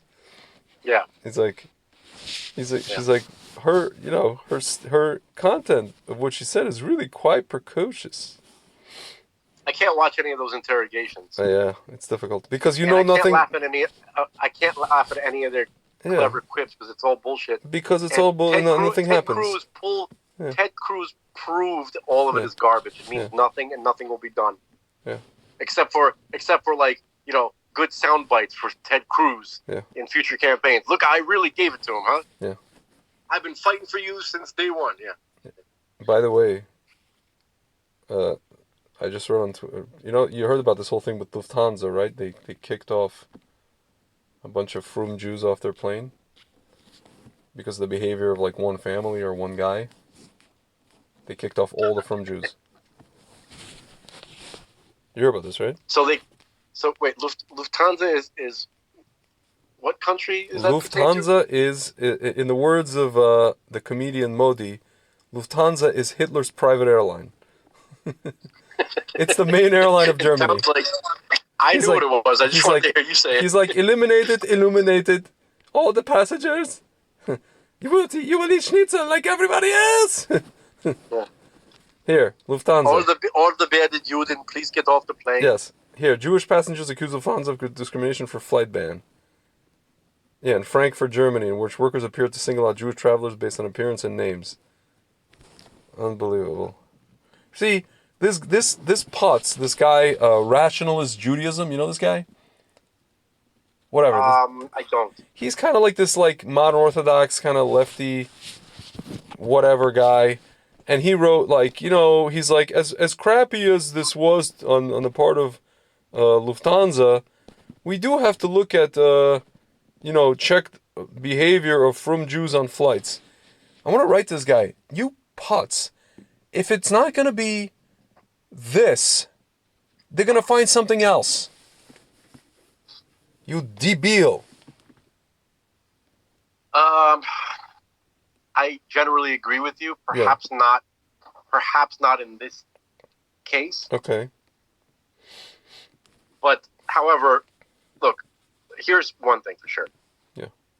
That's like, let's say there's like one black family on the plane, or one member of a black family that acts messed up, so you throw every black person off the plane. Yeah. That's clearly wrong. Yeah. That's clearly insane. That's clearly evil. Yeah. Okay? What is your excuse? Oh, I couldn't tell. They all look alike to me. I don't know which one was causing the trouble, so we had to get them all off the plane, right? Yeah.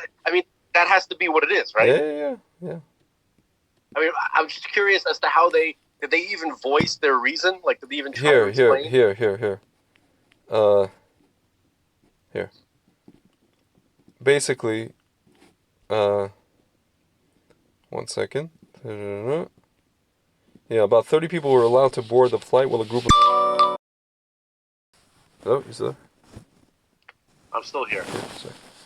There's a robot underneath me, but I'm still here. Oh. Yeah, so basically, here, video taken at the... What? I have like about a half hour left. Oh, okay. But there's a couple of things that I just wanted to bring up. I wanted to run an idea by you, and I wanted to read an article. Okay. An article that you sent me this morning, but we'll just leave that to the end. Yeah. So what I wanted to say was that this guy tweeted, Lufthansa serving Jewish passengers since 1939. Whatever. Wow. Yeah. Wow. All right. So we'll sink our teeth into that another time. Yeah. What I wanted to say was this. Rabbi Berg, right? In his lectures, I don't know if you remember this, but he thinks that Joe Biden is the Nahash. Okay. Okay, have you heard this? Have we ever spoken about this? Wait, who thinks Joe Biden is Nachash? Rabbi Weisberg. Interesting, okay. I've never heard this idea. Yeah, he said it in his videos. You know what you should do? You should watch his first 3 or 4 videos. They're only a couple of minutes each. Okay. Like, before we interview him, it would really... I mean, I'm not saying you're going to watch everything, but at least the first 4. Yeah, I will. And then he builds upon all that. Everything else is, okay. So basically, he says that Joe Biden is the Nahash. And earlier today, I was telling you that I think Mike Pence is the Nahash, right? Mm-hmm. But then it occurred to me something that Rabbi Kessin said. The Nachash is... Dude, you're breaking up. Okay? You can't hear me? Now it's better. Okay, sorry. So Rabbi Kessin said that the Nachash is dying. Yeah. He's on life support. Yeah, that we get. Mm-hmm. Okay. So, and then, when I was thinking, I was like, Joe Biden, he doesn't seem like the Nachash. He seems like, like a little puppet being used by everyone. Yeah. But Rabbi Weisberg also sees that, and yet still calls him the Nachash. Yeah. So I had a dissonance there. I didn't agree. It didn't seem to me that Rabbi Weisberg was correct. Yeah.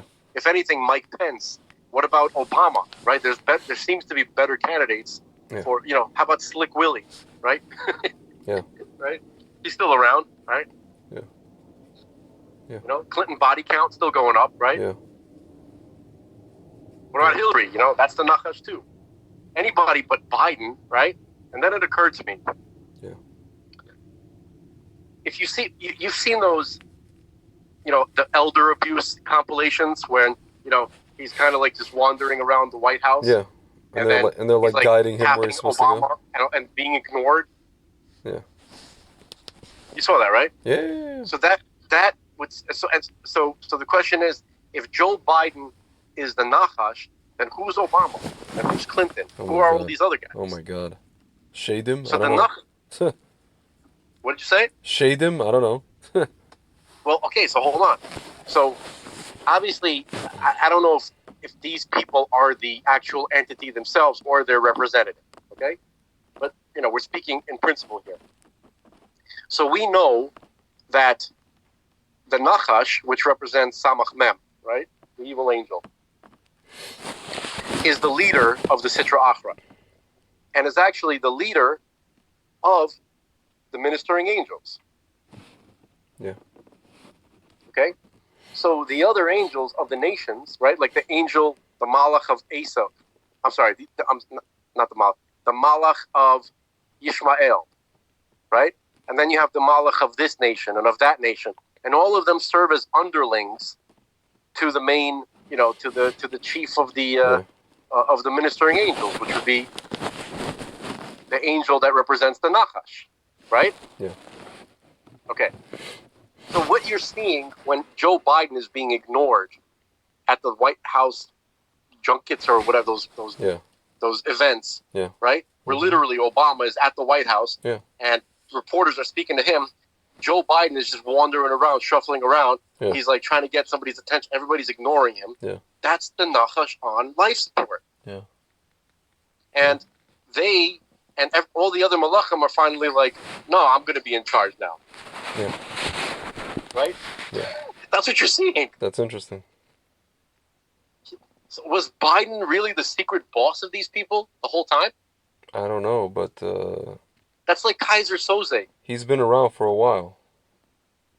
Dude, like Virgil Kint. He's been, yeah, verbal Kint, yeah. Verbal, I'm sorry, Yeah. I said Virgil. Yeah, no, whatever, yeah. Verbal Kint. The limping, the limping, freaking, barely walking. Yes. Verbal Kint. Barely walking, is and Biden. in real life, the actor sniffs little kids also. Right, but What's now his name? you're messing with my Yeah, with my point here. You're yeah. going over the I'm line. going too far. Going too far for the time being.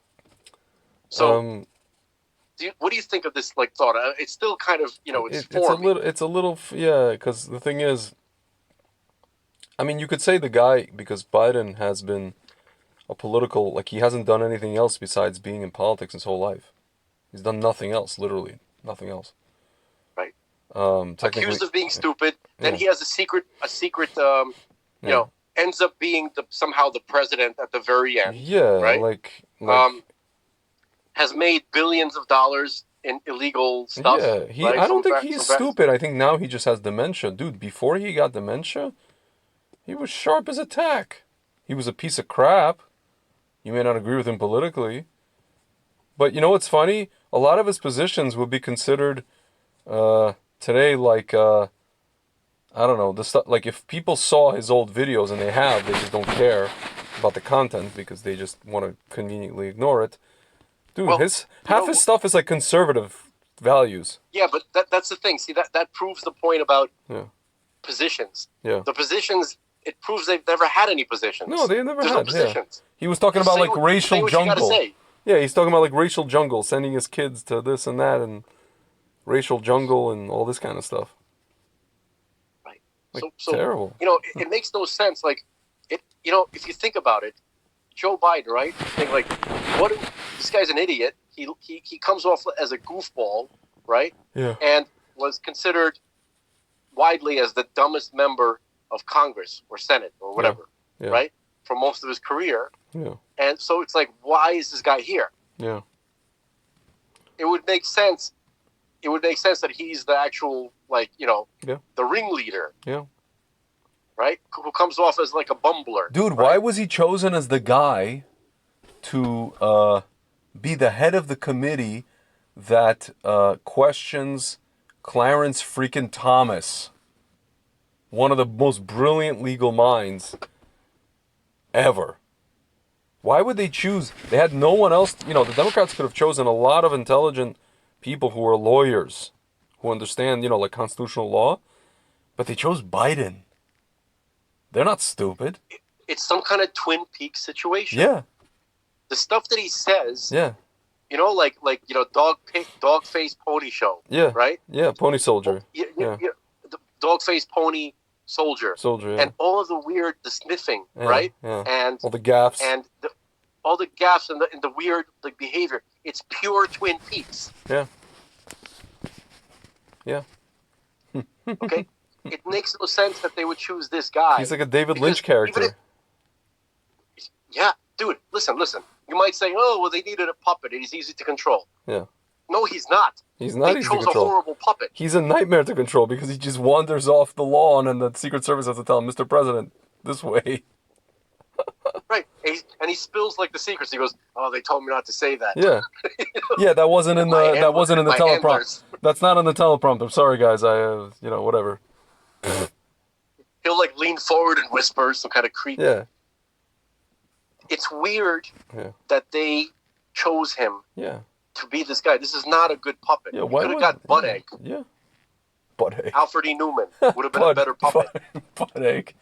I call him Butt Gauge because he gauges your butt. That's too complex. Butt Egg. Simple. Butt Egg. It's more. It explains his essence more. They could have chosen Yang. The reason the reason why I am bringing this up is because I was thinking about, asking Rabbi Weisberg what he thinks about this idea. Yeah. Like, what I wanted to ask him is if he is the Nachash, and the Nachash is the head of the ministering angels, right, of the nations, then who is Obama, and do these other characters, are they the human representatives of other ministering angels, and if so, which ones? Is that too crazy a question? No, it's not. It may get Rabbi Weisberg to, answer more off the cuff, because you see that a lot of his stuff is prepared. Speaking of teleprompter, like he's reading off his own teleprompter that he prepared for himself. Yeah. But I'd like him to go off the cuff, And the other quick thing that I wanted to bring up with you is that Rabbi Weisberg is heavily criticized for predicting Trump win the election, right? And then you have all these comments like, "Oh, if you couldn't get this right, why the hell should I listen to you about It's the anything same else?" thing right? about Rabbi Kessin. Yeah, they did the same thing to Rabbi Kessin. I think Rabbi Weisberg's pronouncement was much stronger. No, Kessin also said he's going to win. Kessin was also he kept it a little looser. No, he was also going on about him, and he was going on about Tsar, and all these people like, "Oh, what about your prophet rabbi with his prediction about Tsar?" I'm like, he was absolutely right. Tsar was offered the prime ministership. He didn't step into it. Right. There's also free will. What do you want? What do you want from this? Right. So I sent you this recording, right, with this like comment/question, right? Yeah. And I've been thinking about it more. Yeah. And I think it's fair to say, like, here's what Rabbi Weisberg actually said, because I rewatched the video. Yeah. That Donald Trump would be elected president, and he would be given 4 years to do the work that he needs to finish in order to, help pave the way for Mashiach. Yeah. Okay. So while he was president, Trump had to make deals with all of these prostitutes, whores, all of them, in all the political parties. Yeah. He had to deal with the crap that he was dealt with there. Yeah. Right? He had to deal with scum and villainy. Yeah. And you saw that they made, he achieved tremendous things. Yeah. But they were fighting him every step of the way, Republicans and Democrats. Yeah. Okay? And he couldn't operate in those circumstances. So imagine being president again, right, in those circumstances. Yeah. Right? It would just be essentially the same thing. Yeah. Okay? So what needs to be done? Let's say you got to get rid of all of these. You got to clear the field. You have to fumigate. Yeah. To get rid of the vermin. That's, the swamp creatures. You have to clean them out. Yeah. And he couldn't do that as president because he had to work with them. Okay? Yeah. So right now, the closest thing we have to a president is Donald Trump. Because first of all, he was elected by the largest margin in history. That's number one. Yeah. Number two, the majority of the country sees him as the leader. Yeah. Okay. Number three, we don't have a country anymore. We don't have a legitimate republic. There was a coup that was taking place. Okay. Yeah. And they removed him essentially by force. Yeah. He's the rightful president of the United States. He was elected to be so. The other guy there is not the president. He is what he is. And we don't have a real government anymore. So the closest thing we have to a president is Donald Trump. That is actually the reality. If you think about it clearly, right? So regardless of what they say on Fox News, he is the Joe Biden is the president. Yeah. No, he's not. He wasn't elected. He's a fraud. Yeah. And he's clearly not even the actual guy that's making the decisions. He's clearly a puppet, right? Or so it would seem, right? Yeah. That it has seemed, or it's almost made to seem that way. Yeah. All right. So, which by the way is another kind of like sociological experiment on it's a mind f on the people. Like they kind of create. They're like, yeah, we kind of know that you guys know this, but you're gonna have to suck it up. Yeah. Dude, how do we know that? Because they wrote that article in Time magazine about fortifying the election. Yeah, they control the language. They think with the right language, they can literally say Yeah. anything The secret and make it. bipartisan campaign that saved the 20, and at the end of at the article, it's like, we didn't steal it, we fortified it. Like, I don't want to fortify their fucking faces. in cement. So, yeah. So so basically, essentially, he was. I think Rabbi Weisberg was right. I don't even know if he would agree with what I'm saying himself. Yeah. But I think he's right because as president, he essentially couldn't even be the type of president that he was in his first term because they essentially dissolved the government. Like he exposed the Sitra Achra. He exposed it for the swamp that it is. So he can't even pretend to operate like a real government anymore. Yeah. So he showed what you've been saying this too. That he exposed that we don't have a real country or a real government. Yeah. He showed you, look at all these people, right? Yeah. You elected me. They clearly cheated, right? So so President Trump, as president, this is his second term. He revealed just by letting them do what they did, right? Or essentially forcing them to do. Yeah. Because they could not let him operate as president because they would prefer to, possibly, because then they can still keep up the illusion of it. Yeah. But with Trump, they don't have the option to do that, so they have to come out and show themselves for what they really are. Yeah. And now, as in the position that he's in, right, he's removing rhinos and replacing them with his people. Yeah. He couldn't do that as president. Yeah. True. So therefore I put forth that Rabbi Weisberg was correct. Yeah. That he actually, it did prove to be the case. He was right. Trump won the election and is acting as the president, or the closest thing we have to an actual president. So here's my question. Yeah. How far is this whole economic collapse and social hell going to go? Because it seems like there's not going to be an end to it. You know?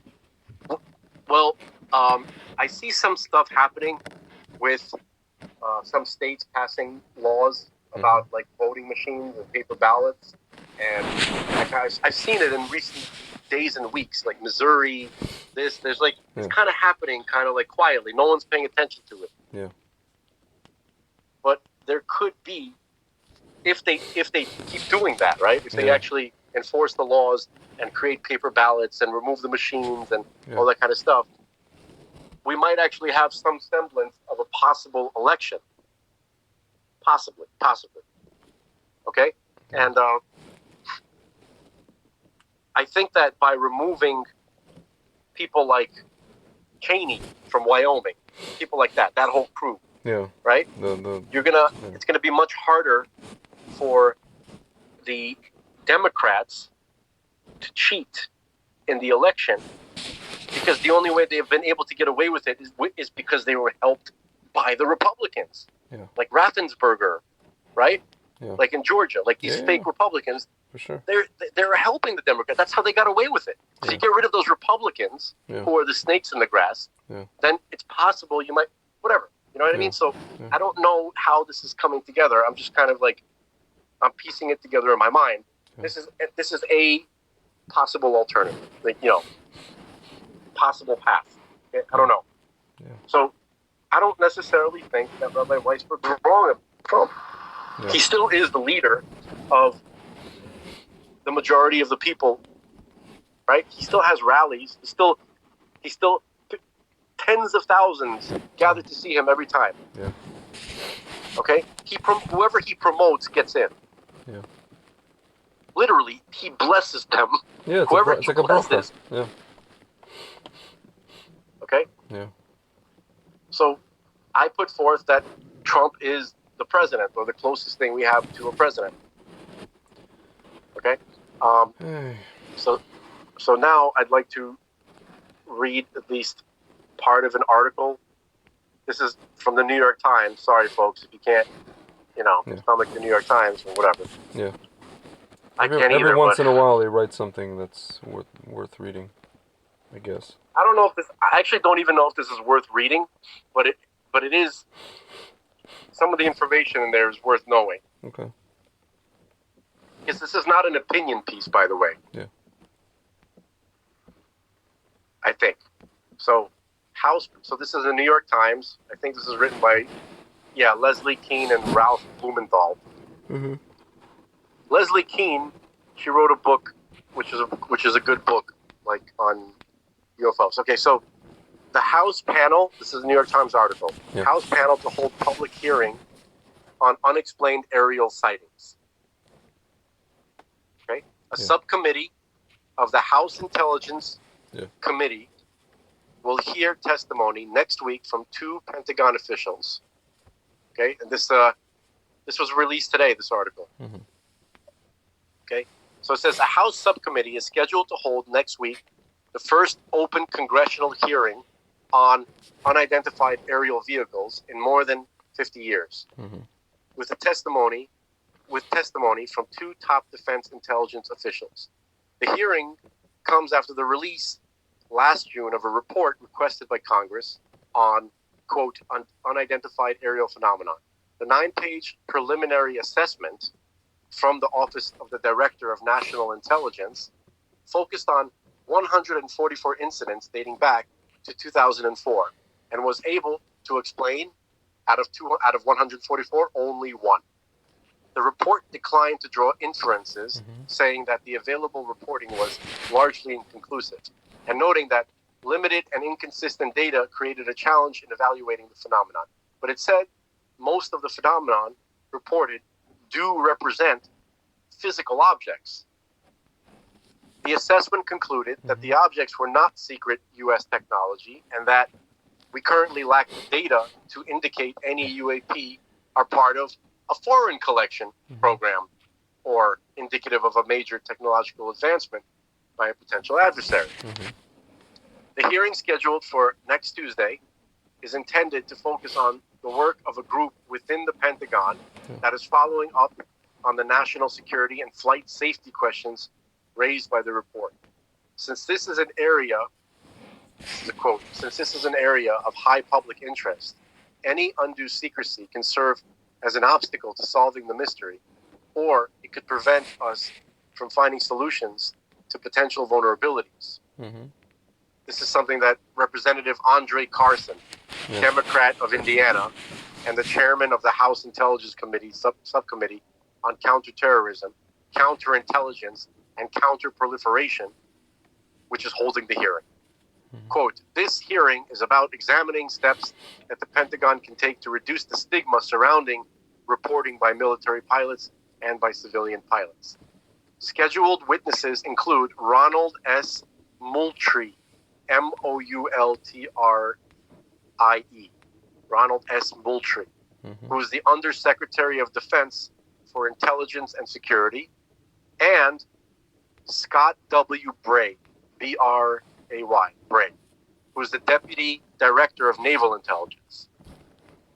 Says the federal government and intelligence community have a critical role to play in contextualizing and analyzing reports, said Representative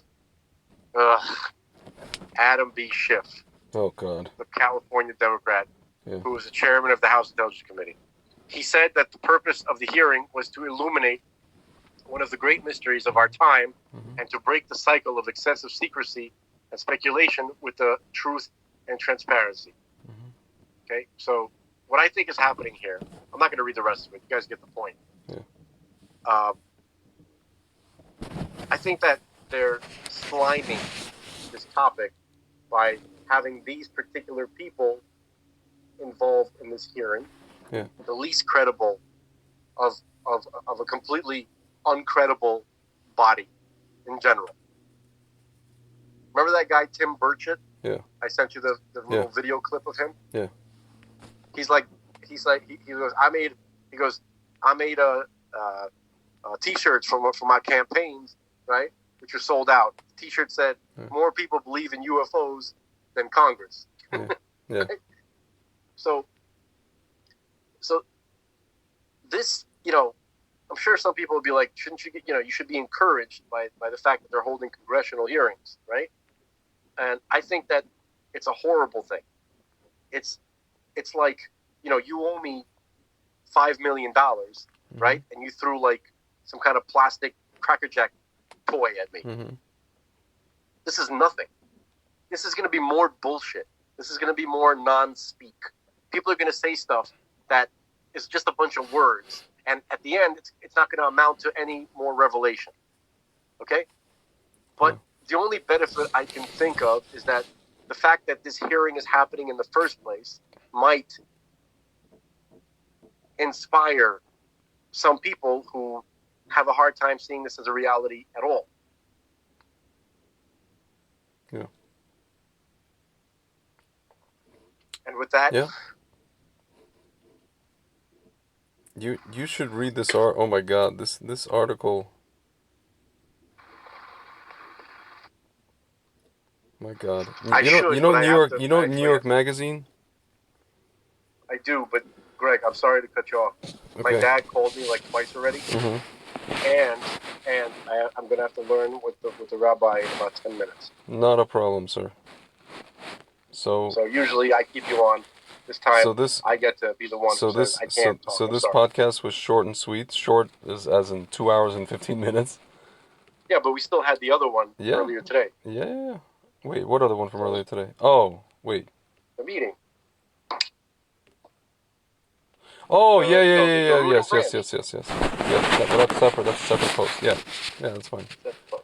Yes, sir. But, the quantity of. Oh yeah, we ladies and gentlemen, we spoke to a very nice, but religiously conservative, like of the conservative movement, doctor, and we will post that exchange that we had with him today. And just for the record, it was not meant to be combative. No. It sounds that way. It was not intentional. Yeah, but it wasn't. I don't even think it was combative at all. I don't even think it sounds combative. I mean, maybe, I don't know, a little Based on their reaction, it looked like, It was mostly like the reaction of the Balshuva American Olim women in the panel, in the gallery. Oh yeah, no, they were ready to stone this guy. It wasn't his reaction was fine.